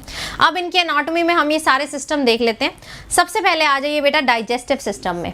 डाइजेस्टिव सिस्टम में बिल्कुल ह्यूमंस की तरह एक एलिमेंट्री कैनॉल होगी, साथ ही में डाइजेस्टिव ग्लैंड्स होंगे। ठीक है, अब फ्रॉग क्या है बेटा, एक कार्निवोर है। कार्निवोर्स का जो डाइजेस्टिव एलिमेंट्री कैनॉल है वो छोटा होता है। हर्बीवोर जैसे अपने ये काऊ हैं, बफेलो हैं, इनका जो डाइजेस्टिव कैनॉल है, जो एलिमेंट्री कैनॉल है, वो लंबा होता है। अब यार फ्रॉग का लार्वा याद है तुम्हें? फ्रॉग का लार्वा याद करो। फ्रॉग के लार्वे का क्या नाम है? टैडपोल। क्या नाम है बेटा? टैडपोल। फ्रॉग तो कार्निवोर है, लेकिन टैडपोल हर्बीवोर होता है बेटा। यस, तो इसका जो एलिमेंट्री कैनॉल है ना, वो लंबा होता है। Its alimentary canal is long, unlike adult frog. ठीक है, अनलाइक एडल्ट फ्रॉग। हाँ, चलिए आ जाइए। तो फ्रॉग के बेटा एलिमेंट्री कैनॉल में सबसे पहले माउथ है, मैं भी दिखाऊंगी भी आपको। माउथ के बाद buccal cavity, buccal cavity pharynx से होते हुए बेटा इसोफेगस। इसोफेगस शॉर्ट ट्यूब है, जिसके बाद स्टमक आ जाता है। स्टमक के बाद इंटेस्टाइन। इंटेस्टाइन ज़्यादा लंबी है नहीं, क्यों? क्योंकि ये कार्निवोर है। then beta it will end into rectum and then into cloaca. Let me show you the system. यहाँ देखो, ये देखिए गाइस, यहाँ से देखना शुरू करना. माउथ होगा, माउथ के बाद बेटा इसोफेगस, फेरिंग्स एंड देन आता है आपका स्टमक. दिख रहा है? स्टमक. स्टमक के बाद बेटा खाना आ जाएगा इंटेस्टाइन में. इंटेस्टाइन के बाद बेटा चला जाएगा ये रेक्टम में. रेक्टम के बाद it will open into this. This structure is called as the cloaca. अब बेटा फ्रॉग के अंदर एक क्लोएका है which is the common opening for digestive system. Digestive system का वेस्ट भी यहीं से निकलेगा. एक्सक्रीटरी सिस्टम यानी कि नाइट्रोजनस वेस्ट भी यहीं से निकलेगा. एंड रिप्रोडक्टिव सिस्टम यानी कि गैमीट्स भी क्लोएका से ही निकलेंगे. ह्यूमंस की तरह नहीं है बेटा, अलग अलग चल रहा है. वजाइना अलग है, यूरेथ्रा अलग है आपका, और एनस अलग है. यहाँ ऐसा नहीं है. यहाँ कोई डिवीजन नहीं है, सिंगल ओपनिंग है. जिसने भी सामान बाहर भेजना है सब क्लोएका के थ्रू भेजेंगे. यस, जिसने भी सामान बाहर भेजना है क्लोएका के थ्रू भेज देंगे. ओके जी, चलिए. तो यहाँ से डाइजेस्टिव सिस्टम का सामान आ रहा है. ये बेटा आपकी किडनीज है, किडनीज का सामान भी क्लोएका के थ्रू आ रहा है. एंड देन आपकी पीछे टेस्टिस भी होती है, टेस्टिस का सामान भी यहीं से आएगा. क्लियर? Getting my point? चलिए, तो ये बेटा डाइजेशन ऑफ फूड. सबसे पहले बेटा फ्रॉग ने खाना खाया, अपनी टंग की हेल्प से लिया. बाइलोब टंग है. फूड अंदर लिया स्टमक के पास. स्टमक के पास था HCl और गैस्ट्रिक जूसेस, जिससे थोड़ा डाइजेशन हुआ. ठीक है. स्टमक से जब फूड निकला तो क्या कहलाया? काइम कहलाया. Chyme is a partially digested food. है ना, बिल्कुल हमारी तरह, कुछ नया नहीं है. देन बेटा इंटेस्टाइन में चला गया. इंटेस्टाइन यानी कि ड्योडेनम में. ड्योडेनम में बेटा लिवर की सिक्रीशन आई. किसकी सिक्रीशन आई? लिवर की सिक्रीशन आई. लिवर ने क्या रिलीज किया? बाइल, जो कि स्टोर होता है गॉल ब्लैडर में. फोटो में देख लो ऊपर, ये रहा बेटा डार्क से कलर का liver. Yes, can you see? This is the liver. और ये बेटा गॉल ब्लैडर है. तो यहाँ से बाइल जूस बना, इसके अंदर कंसंट्रेट हुआ. यहाँ पे बेटा बाइल जूस निकला, अल्टीमेटली किसके पास पहुंच जाएगा? इंटेस्टाइन. ऐसे इनके पास पेनक्रियाटिक जूस भी है, वो भी इंटेस्टाइन में पहुंच जाएगा, सेम ह्यूमंस की तरह. ठीक है. Pancreatic juice will come from pancreas and it will ultimately digest proteins and the carbohydrate. ठीक है. अब इनकी वॉल में, इंटेस्टाइन की वॉल में क्या प्रेजेंट है? विल्लाए, माइक्रोविल्लाए, जिससे फूड क्या हो जाएगा? एब्जॉर्ब हो जाएगा. जो डाइजेस्ट नहीं हुआ वो रेक्टम के पास जाएगा और बाहर चला जाएगा via cloaca. Digestion done. Simple. Is this clear? बेटा अगर क्लियर हुआ तो फटाफट से यार सेशन को लाइक करो. कम ऑन, है ना? बनता है कि नहीं बनता? सिंपल सा digestion of food in case of frog. नहीं, अभी ऋषिकेश से बात मत पूछो. हाँ जी Anuradha, vocal cords and copulatory pads only males में होते हैं, तभी तुम मेल को बाहर से देख के बता दोगे कि ये लड़का है, ये लड़की है. हाँ जी, यस, डन. अच्छा, कल के बारे में पता चल गया कि कल 4 बजे क्या करना है. कल प्रैक्टिकल्स वाले आउट ऑफ एनसीईआरटी वाले क्वेश्चन करने हैं. लिंक मैंने पिन करा दिया यहाँ चैट बॉक्स में ऊपर. प्लीज उस पर जाके फटाफट से लाइक पे क्लिक कर दो और नोटिफाई मी पे क्लिक कर देना. ठीक है. कल की क्लास किसी की मिस नहीं होनी चाहिए. आउट ऑफ एनसीईआरटी वाला पोर्शन करने वाले हैं. हाँ जी बेटा, पहले के टाइम पे ना 11th-12th की बात कर रही हूँ, मतलब इनफैक्ट मेरे टाइम से भी पहले. मैंने अपनी 12th करी है 2010-11 में, है ना. उससे भी पहले की बात कर रही हूँ, यानी कि 2005-2006 की बात कर रही हूँ. उस टाइम पर फ्रॉग और अर्थवॉर्म की डाइसेक्शन भी होती थी स्कूल में. यस, स्कूल में बेटा, स्कूल में डाइसेक्शन कराते थे तो बच्चे चीज़ें देख ही लेते थे लाइव. अब ये जो डाइसेक्शन वाला पोर्शन है ये बीएससी में शिफ्ट हो चुका है. बीएससी ज़ूलॉजी जो लोग करते हैं वो लोग इसको डाइसेक्ट करते हैं. आप लोग बेटा एमबीबीएस करोगे तो तुम सीधा के सीधा क्या करने वाले हो? सीधा ही तुम ह्यूमन पे ही डाइसेक्शन करोगे, तुम्हें इसकी ज़रूरत ही नहीं है. यस बेटा, I will send the PDF Jayesh on Telegram सीप पाहुजा बायोलॉजी के नाम से है. वहाँ आप सर्च कर लीजिए टेलीग्राम पे जाके, वहीं पे मैं सेशन के बाद इसको सेंड करूँगी. ओके. हाँ जी, चलिए रेस्पिरेटरी सिस्टम करें. बड़ा आसान है बेटा respiratory system of frog. Frog ऐसा प्राणी है जो हर जगह से रेस्पायर कर लेता है. यस, हर जगह से बेटा रेस्पायर कर लेता है. फ्रॉग बेटा जब पानी में होता है, जब इसको रिप्रोड्यूस करने जाना है तो पानी में जाना पड़ेगा, फीमेल फ्रॉग को ऐसे पकड़ना पड़ेगा, पानी में जाएगा। पानी में बेटा किसकी हेल्प से रेस्पायर करते हैं? Skin. That respiration is called as cutaneous. ठीक है।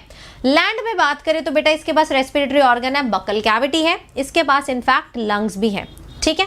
लंग से जो रेस्पिरेशन होती है इसको हम क्या बोलते हैं? पल्मोनरी रेस्पिरेशन बोलते हैं। लेकिन जब बेटा ये लैंड पे एस्टिवेशन करता है या फिर बोलेंगे हाइपरनेशन करता है, तब बेटा इसके लंग्स काम नहीं करते, तब ये स्किन से करता है। तो लैंड पे it can respire via buccal cavity, via lungs and via skin also, और पानी में सिर्फ स्किन। ठीक है। Yes, so you can see air आई कहाँ से आई? नॉस्ट्रल्स, नाक से बेटा अंदर गई सीधा, ये देख लो, बकल कैविटी में गई, बकल कैविटी में थोड़ा सा एक्सचेंज हो गया, बड़ा ही मज़ेदार डायग्राम बना हुआ है। हवा आई, नाक से अंदर गई, पहला एक्सचेंज हुआ बकल कैविटी में, तो बकल कैविटी से रेस्पिरेशन हुई। देन बेटा बढ़िया से पिंक कलर के पेयर्ड स्ट्रक्चर है लंग्स, लंग से भी क्या हुआ? ये वाला एक्सचेंज हो गया। सो this is via buccal cavity and the lungs. बाकी बेटा स्किन से भी एक्सचेंज हो रहा है, देख रहे हो, स्किन से भी ऑक्सीजन और CO2 का एक्सचेंज हो रहा है। तो क्यूटेनियस रेस्पिरेशन भी हो रही है, पल्मोनरी रेस्पिरेशन भी हो रही है। ओके, चलिए। ड्यूरिंग एस्टिवेशन जैसा कि मैंने बताया, gases exchange will take place through skin. हाँ जी। अब आ जाइए बेटा फ्रॉग के हार्ट के ऊपर और इसके ब्लड वैस्कुलर सिस्टम। ये भी बिल्कुल ह्यूमन से मिलता जुलता है बेटा। इसके पास close type of circulatory system है, क्योंकि ये कॉर्डेटा में वर्टिब्रेट्स में आ जाता है। इसके पास ब्लड वैस्कुलर सिस्टम भी है, लिम्फेटिक सिस्टम भी है। ब्लड वैस्कुलर सिस्टम में हार्ट है, कितने चेम्बर्ड हार्ट है बेटा? 3 चेम्बर्ड हार्ट है। देन ब्लड वेसल्स भी हैं, वेना केवा, आयोटा, सब कुछ है, ब्लड भी है। लिम्फेटिक सिस्टम में लिम्फ है, लिम्फ चैनल्स हैं, लिम्फ नोड्स हैं। ठीक है। और इसके पास बेटा पंप करने के लिए मायोजेनिक हार्ट है। देखो अपना कॉपी है बिल्कुल, ये कैसा है? मायोजेनिक हार्ट है, मसल्स की हेल्प से इसका हार्ट बीट करेगा जैसा हमारा है। चलिए, तो heart is situated in the upper body cavity. 3 chambers हैं, यहां से देख लो बेटा, क्या है? 3 चेम्बर्स हैं।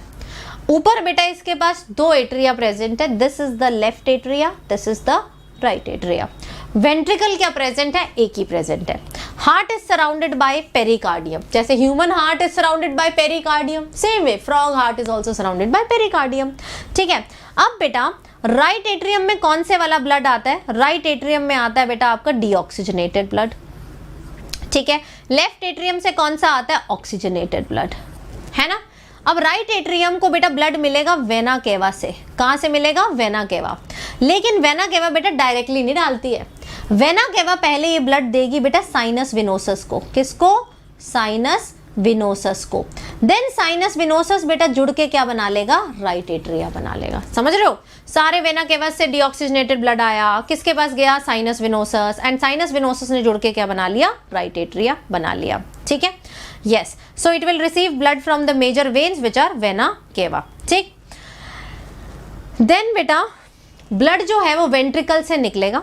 Ventricle will open into a sac which is called as conus arteriosus on the ventral side. ठीक है, conus arteriosus on the ventral side. तो इसके पास आर्टरीज भी हैं, इसके पास वेन्स भी हैं। आर्टरीज में क्या होगा? आर्टरीज में ब्लड हार्ट से निकलेगा और दूर चला जाएगा बॉडी पार्ट्स के पास। वेन्स बेटा ब्लड को हार्ट के नजदीक लेकर आ रही हैं। तो सिंपल है, इस राइट एट्रियम के अंदर डीऑक्सीजनेटेड ब्लड आ रहा है। कहां से आ रहा है? साइनस विनोसस से आ रहा है। साइनस विनोसस को कौन दे रही है? Vena cava. वेना केवा को कौन दे रहे हैं? बॉडी के ऑर्गन्स। देन बेटा ये वेंट्रिकल ब्लड दे रहा है कोनस आर्टेरियोसस को, और यहां से जा रहा है एट्रिया में। समझ गए? समझ गए? मेन 3 चेंबर्स ही हैं, बाकी एक्सेसरी चेंबर्स की तरह ले सकते हो, sinus venosus and conus arteriosus. Yes, तो हो गया। अब इसके पास बेटा ह्यूमंस की तरह पोर्टल सिस्टम में प्रेजेंट है। कौन कौन सा पोर्टल सिस्टम है? पोर्टल सिस्टम हमारे जैसा है बेटा हिपैटिक पोर्टल सिस्टम। एक पोर्टल सिस्टम है आपका रीनल पोर्टल सिस्टम। यस, हमारे पास तो रीनल नहीं है, लेकिन इनके पास रीनल भी है। पोर्टल सिस्टम में क्या होता है बेटा? हिपैटिक में लिवर और इंटेस्टाइन के बीच में, रीनल में किडनी और लोअर पार्ट के बीच में है। बस आपको इतना याद रखना है, इनके पास पोर्टल सिस्टम है। देन आ जाइए, ब्लड में सेल्स कौन से हैं? ह्यूमंस की तरह आरबीसी है, एरिथ्रोसाइट है, लेकिन जो इनके आरबीसी है बेटा न्यूक्लिएटेड आरबीसी है। हमारे जो आरबीसी है वो इन्यूक्लिएटेड है, इनके न्यूक्लिएटेड है। साथ ही में आरबीसी के अंदर हीमोग्लोबिन है। अर्थ फॉर्म में याद करो, हीमोग्लोबिन ऐसे प्लाज्मा में घूम रहा था, यहाँ पर हीमोग्लोबिन है और आरबीसी के अंदर है। डब्ल्यूबीसी भी है, ल्यूकोसाइट्स हमारी तरह, प्लेटलेट्स भी हैं, थ्रोम्बोसाइट्स। क्या कैरी करेगा बेटा? ब्लड न्यूट्रिएंट्स कैरी करेगा and it will transported to the various parts of the body. Simple. Lymph जो है बेटा ब्लड से थोड़ा अलग है, लिम्फ के पास प्रोटीन्स हैं लेकिन कम है and it also lakhs the RBC, humans की तरह। डन डन, क्लियर हो गया बेटा? हाँ जी। नेक्स्ट आ जाइए एक्सक्रीटरी सिस्टम पे। किस पे आ जाइए? फ्रॉग के एक्सक्रीटरी सिस्टम पे। देखो फ्रॉग क्या एक्सक्रीट करता है? यूरिक एसिड एक्सक्रीट करता है। तो ये क्या है? यूरिकोटेलिक एनिमल है, ठीक। तो ब्लड में बेटा जितना भी एक्सक्रीटरी वेस्ट है, नाइट्रोजनस वेस्ट है, वो इसने किसको भेज दिया? किडनी को भेज दिया। किडनी उसको सेपरेट करेगी। मैं तुम्हें फोटो दिखाती हूँ, let me just show you the pic. यहाँ ऊपर आई थी ना एक्सक्रीटरी सिस्टम, हाँ जी, इस डायग्राम में देखो, ये किडनी है, पेयर ऑफ किडनीज है। किडनी से बेटा इसने एक्सक्रीशन करी, फिल्टर करा, फिल्टर करने के बाद किस में डाल दिया? यूरेटर में डाल दिया। यूरेटर ने सारा सामान किस में डाल दिया? आपके यूरिनरी ब्लैडर में। This is the urinary bladder and urinary bladder से आ जाएगा क्लोएका में। सिंपल, ठीक है, बिल्कुल हमारी तरह ही है ये भी। हाँ जी, तो let me just write it, explain it to you, है ना। तो बेटा एक्सक्रीटरी सिस्टम के पास pair of kidney, ureter, cloaca, urinary bladder है। किडनी बेटा डार्क कलर्ड है, बिल्कुल हमारी तरह राजमा की तरह दिखाई देती है, bean like. Posterior in the body cavity, both on the ventral vertebral column की दोनों साइड पर प्रेजेंट है। यस, ये देख लो, ठीक। अब एक बेटा थोड़ा सा अंतर है। क्या है? थोड़ा सा अंतर है। उसी डायग्राम पे दोबारा आ जाइए। I need your attention for बेटा 2 मिनट्स। सब बच्चे इधर फोकस करेंगे। एक नई सी चीज है इसमें। मेल फ्रॉग में जरा ध्यान से सुनना। मेल फ्रॉग में जो नाइट्रोजनस वेस्ट है वो किडनी बनाएगी। किडनी के द्वारा ये नाइट्रोजनस वेस्ट आ जाएगा यूरेटर में, ठीक है। यूरेटर के बाद आ जाएगा यूरिनरी ब्लैडर में, और यूरिनरी ब्लैडर इसको किस में डाल देगी? क्लोएका में। मेल्स के अंदर ध्यान देंगे, मेल्स के अंदर इसी किडनी के ऊपर या नजदीक टेस्टिस प्रेजेंट होती है। टेस्टिस प्रेजेंट होती है। टेस्टिस से बेटा स्पर्म्स किडनी के अंदर से होते हुए कहाँ जाएंगे? यूरेटर में। तो मेल्स के अंदर ureter is the common passage for both urine and gametes.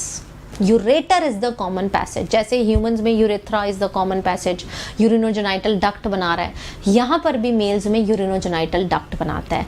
लेकिन फीमेल से अगर मैं कंपेयर करूं तो फीमेल का बेटा ओवरी अलग है, ओवा अलग से आता है आपके क्लोएका में, वहाँ पर इकट्ठा नहीं जाता। वहाँ पर यूरेटर में फीमेल में सिर्फ यूरिन है, लेकिन इन केस ऑफ मेल्स यूरेटर से ही आपका स्पर्म भी जाते हैं और यूरिन भी जाता है, ठीक है जी। तो ये आपका थोड़ा सा अंतर है। हाँ जी, तो ये देखिए मेल फ्रॉग में 2 यूरेटर है जो कि क्या बनाते हैं? यूरिनोजेनाइटल डक्ट, क्योंकि उसमें गैमीट और यूरिन दोनों आते हैं। फीमेल फ्रॉग में देखोगे तो यूरिन के लिए 2 यूरेटर हैं, लेकिन ओविडक्ट अलग से है। This separately opens into the cloaca. Yes, they will separately open into the cloaca. हाँ बेटा बिल्कुल सही है। MS धोनी कह रहे हैं I want to prepare now from 0, how much marks I can get me, please tell me. बेटा इस समय 0 से प्रिपेयर कर रहे हो? चलो जी, क्या ऐसा हुआ है कभी भी क्रिकेट में कि कोई लास्ट ओवर में आया हो और लास्ट के 2 ओवर बचे हैं और उसने लास्ट के 2 ओवर में आप मैक्सिमम कितने रन बना लोगे यार? 36 × 2 कितना होता है बताओ? एक ओवर में तुमने बनाए 36, दूसरे में भी मैक्सिमम छक्के मारोगे तो भी कितने बनाओगे? 36 बना लोगे। 36 और 36, यस, 6 2 12, 3 2 5 6, 62 रन। बेटा यहाँ पे 62 रन नहीं चाहिए सिलेक्शन के लिए, यहाँ पे तुम्हें 100 रन चाहिए। बची कितनी है? 6 बॉलें, छक्के मार लोगे तो भी 100 तक नहीं हो पाएगा। तुमने नाम अपना MS धोनी रखा है, लेकिन बेटा तुम्हें जाग थोड़ी लेट आई है। क्या आई है? 6 3 2 ओहो 72, सॉरी क्या है बेटा? 72, यस, ओहो यस इट इज 72। तो बेटा 100 रन चाहिए, 72 बना भी लोगे तो हम मैच थोड़ा जीत पाएंगे, लेकिन हाँ 72 बना ली थोड़ी इज्जत बच जाएगी। तो बस अब इज्जत बचाने के लिए काम करो, है ना, इज्जत बचाने के लिए काम कीजिएगा। अब बेटा मैच नहीं जीत पाएंगे, लेकिन थोड़ा सा रिस्पेक्टेबल मार्क्स आ जाए उसके लिए ज़रूर काम कर सकते हो।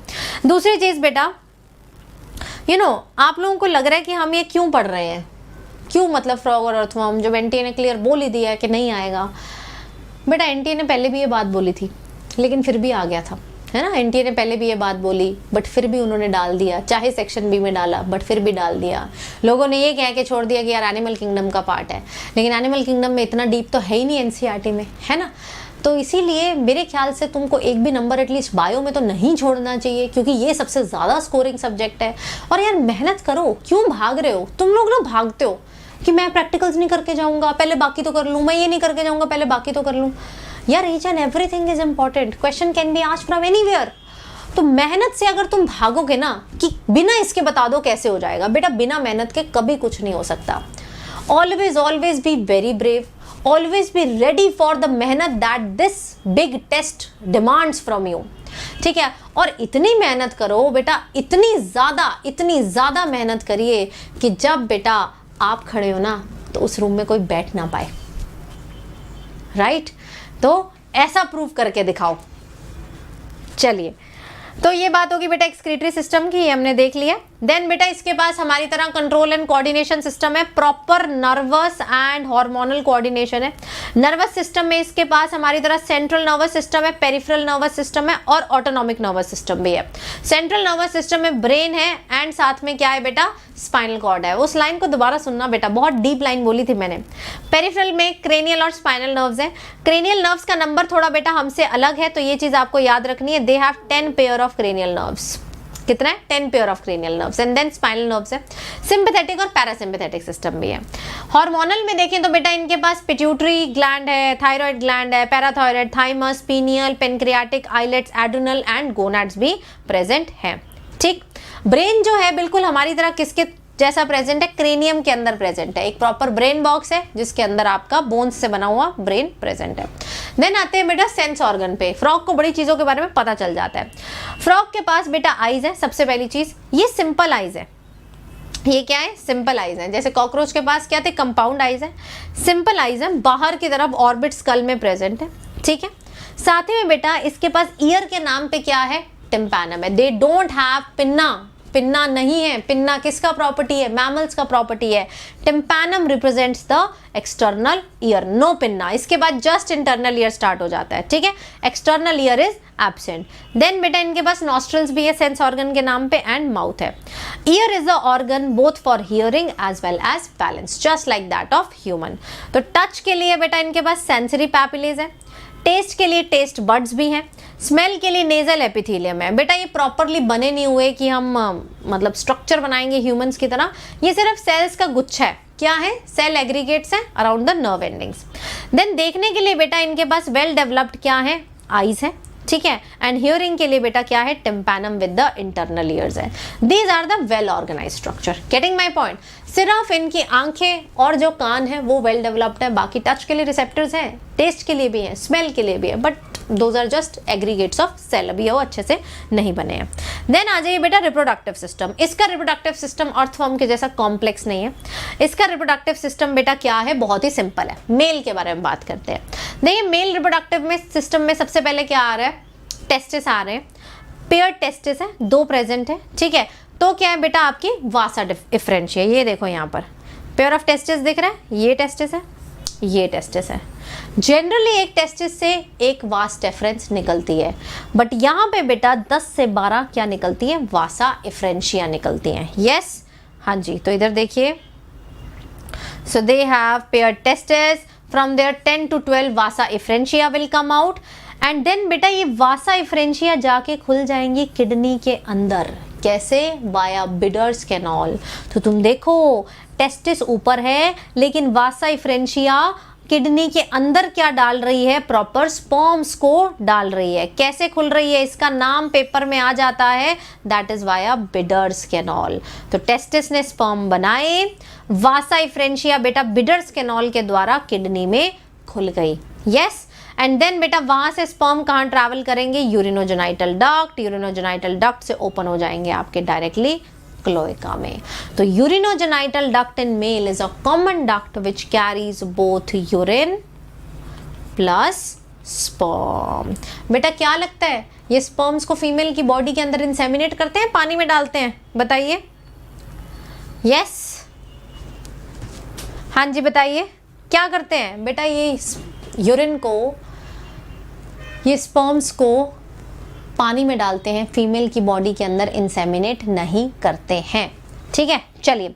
तो बेटा cloaca is a common opening for the faecal matter, यहाँ से फीकल मैटर भी निकलेगा, यूरिन भी निकलेगा एंड स्पर्म्स भी निकलेंगे। ठीक है, कॉमन ओपनिंग है डाइजेस्टिव सिस्टम की, एक्सक्रीटरी सिस्टम की और रिप्रोडक्टिव सिस्टम की। ठीक है, तो ये बात हो गई स्पर्म्स की, मेल रिप्रोडक्टिव सिस्टम की।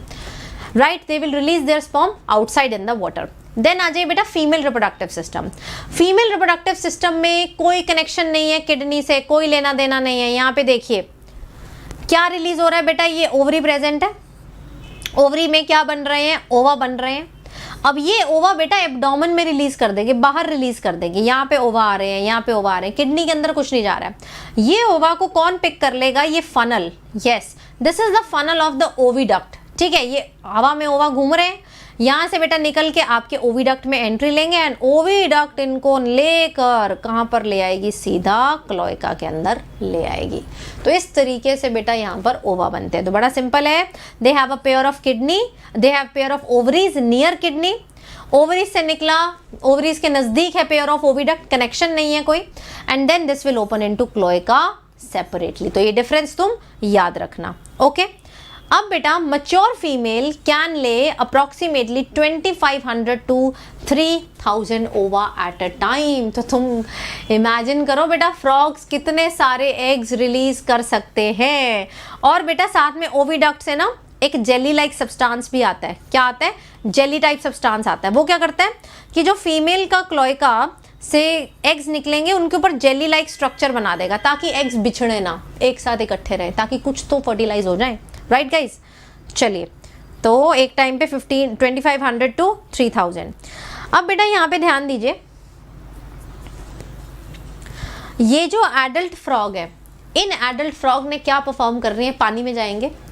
ये जो एडल्ट फ्रॉग है ना, they will release, male frog will release a croaking sound, एक अजीब सी आवाज निकालेंगे। उस आवाज का मतलब होता है that they are ready to mate. ठीक है, they are inviting the females. Right, what they will do, they will perform amplexus। इस amplexus का क्या मतलब होता है, they will embrace the female frog। there is a female frog and with the help of the copulatory pad जो कि mail के 4 limbs पे प्रेजेंट है, 4 limb के फर्स्ट फिंगर पे प्रेजेंट है, उसकी हेल्प से बेटा ये एम्ब्रेस करेंगे। एम्ब्रेस करने का मतलब ही ये है, ताकि ये चाहते हैं कि मेल और फीमेल फ्रॉग के जो गैमीट्स हैं वो एक ही टाइम पर एक साथ पानी में रिलीज हो। देखो अलग अलग टाइम पे कर देगा, करने को तो कर भी सकता है, लेकिन वाटर करंट से वो बह जाएंगे, वो कभी भी मेटिंग नहीं कर पाएंगे, कभी भी उनकी फर्टिलाइजेशन नहीं हो पाएगी। So in order to assure that male and female gametes they are released at the same point, ठीक है, that is why they perform the false copulation which is called as the amplexus. ठीक है, अब जब बेटा copulation हो जाएगी उस टाइम पे फीमेल की बॉडी में से 2500 टू 3000 ओवा निकलेंगे। They will fertilise with that of the male gamete. तो फर्टिलाइजेशन इनकी पानी के अंदर हो रही है, यानी कि कैसी फर्टिलाइजेशन है, एक्सटर्नल फर्टिलाइजेशन। कैसी फर्टिलाइजेशन है बेटा, एक्सटर्नल फर्टिलाइजेशन। फर्टिलाइजेशन के बाद इनके लार्वा भी बनता है और उस लार्वा का क्या नाम है, टैडपोल। यानी कि इनकी फर्टिलाइजेशन कैसी है, इनडायरेक्ट डेवलपमेंट कैसी है बेटा, इनडायरेक्ट। राइट, तो फर्टिलाइज्ड एग्स हुए, अल्टीमेटली बेटा टैडपोल बनेगा, टैडपोल के बाद एक फ्रॉगलेट टाइप स्ट्रक्चर बनेगा। ठीक है, और ये क्या बन जाएगा, फ्रॉग बन जाएगा। So this is how the development in case of frog takes place. ठीक है, so external fertilisation, indirect development, ठीक है, टैडपोल बन जाएगा and it will undergo metamorphosis to form the adult. अब बेटा फायदा क्या है, फ्रॉग के बारे में क्यों पढ़ा जा रहा है, क्योंकि बेटा फ्रॉग इंसेक्ट को खाता है, मच्छर वच्छर खूब खा लेता है, तो they protect the crops because they can eat insects. तो इनका इकोलॉजिकल इंपॉर्टेंस है। ठीक है, साथ ही में they are an important link between the food chain and the food web in the ecosystem. ये देख रहे हो बेटा फ्रॉग को कितने मजे आ रहे हैं, बिकॉज बहुत इंपॉर्टेंट है इको सिस्टम में। In some countries बेटा muscular legs of the frog they are used as food by the man। कुछ लोग बेटा इनकी legs को consume भी करते हैं। In some countries, I'm not sure whether in India, but in some countries। ठीक है, so with this we are done with frog and earthworm। बताइए क्या ये चीज समझ आई बेटा? काजल कंपटीशन कम हो रहा है, इट्स ओके। आज आपने वो चीज़ की है, प्लीज़ सेशन को लाइक करो यार अगर अच्छा लगा। ठीक है, एंड हमेशा याद रखना यार, जिस दिन तुम एक नंबर के लिए फाइट करोगे ना, उस दिन ही यार तुम्हारे कुछ अच्छा स्कोर आ पाएगा। अगर तुम्हारा टारगेट ही इतना लो है कि मुझे 360 लेने नहीं है बायो में, मेरा तो 300 से काम चल जाएगा, मेरा तो 330 से चल जाएगा, तो बेटा 330 भी कभी नहीं आएंगे। हमेशा याद रखना कि अगर बेटा तुम्हारा टारगेट ये है तो एम ये होना चाहिए। Yes, if this is the target then this should be aim always high, तब जाके बेटा अपने टारगेट पे पहुंचोगे। अब एक काम मैं आपको दे रही हूँ, ये तो मैं आपको टेलीग्राम पे शेयर कर दूंगी अभी। ये बिल्कुल बिल्कुल एनसीईआरटी जैसा इतना ब्यूटीफुली डिपिक्टेड है, प्रॉपरली बेटा बना हुआ आपका मैंने पीडीएफ बनाया। इसके अलावा आपको इसमें क्या करना है, एक बारी आज से 10 दिन बाद, आज तो नोट्स रिवाइज करने हैं सिर्फ, आज से 10 दिन बाद इसकी एनसीईआरटी जस्ट आपको रीड करनी है। क्या करनी है? रीड करनी है। गारंटी है मेरा बेटा आपको ये चीज़ 2 बारी रीड करने से याद हो जाएगी, मतलब जितना चाहिए उस लेवल की याद हो जाएगी। ठीक है, ब्रेन में सेट हो गया? हाँ राइट, ब्रेन में सेट हो भी जाना चाहिए। चलिए, तो क्योंकि बेटा मेरी इच्छा है कि तुम्हारे 360 आए, 355 भी मुझे नहीं चाहिए, तो ये काम हमें करना ज़रूरी था। अब बेटा प्रैक्टिकल्स वाली क्लास होने वाली है।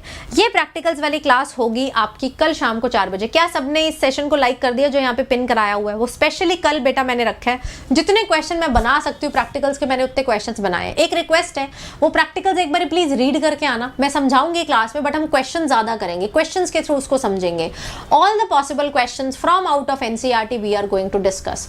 ऑल्दो वो कंप्लीटली एनसीईआरटी से बाहर नहीं है उसी का पार्ट, बट प्रैक्टिकल्स में आता है। तो बच्चों को डर लगता है, तो उस डर को बेटा खत्म करना है, वहां से क्वेश्चन आएगा तो तुम कर लोगे कल 4 बजे। और एंड गेम का बेटा आज आपको नोटिफिकेशन आ जाएगा, एंड गेम रिवाइव हो रहा है।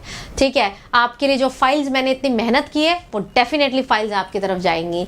एनसीईआरटी को जो मुझे रटवाने का मैंने एक प्रॉमिस किया है खुद से कि मेरे हर बच्चे को एनसीईआरटी वहां पर आती होगी, जिसके लिए वो एंड गेम सीरीज आई थी, वो बेटा कंप्लीट होगी। Just wait for this weekend.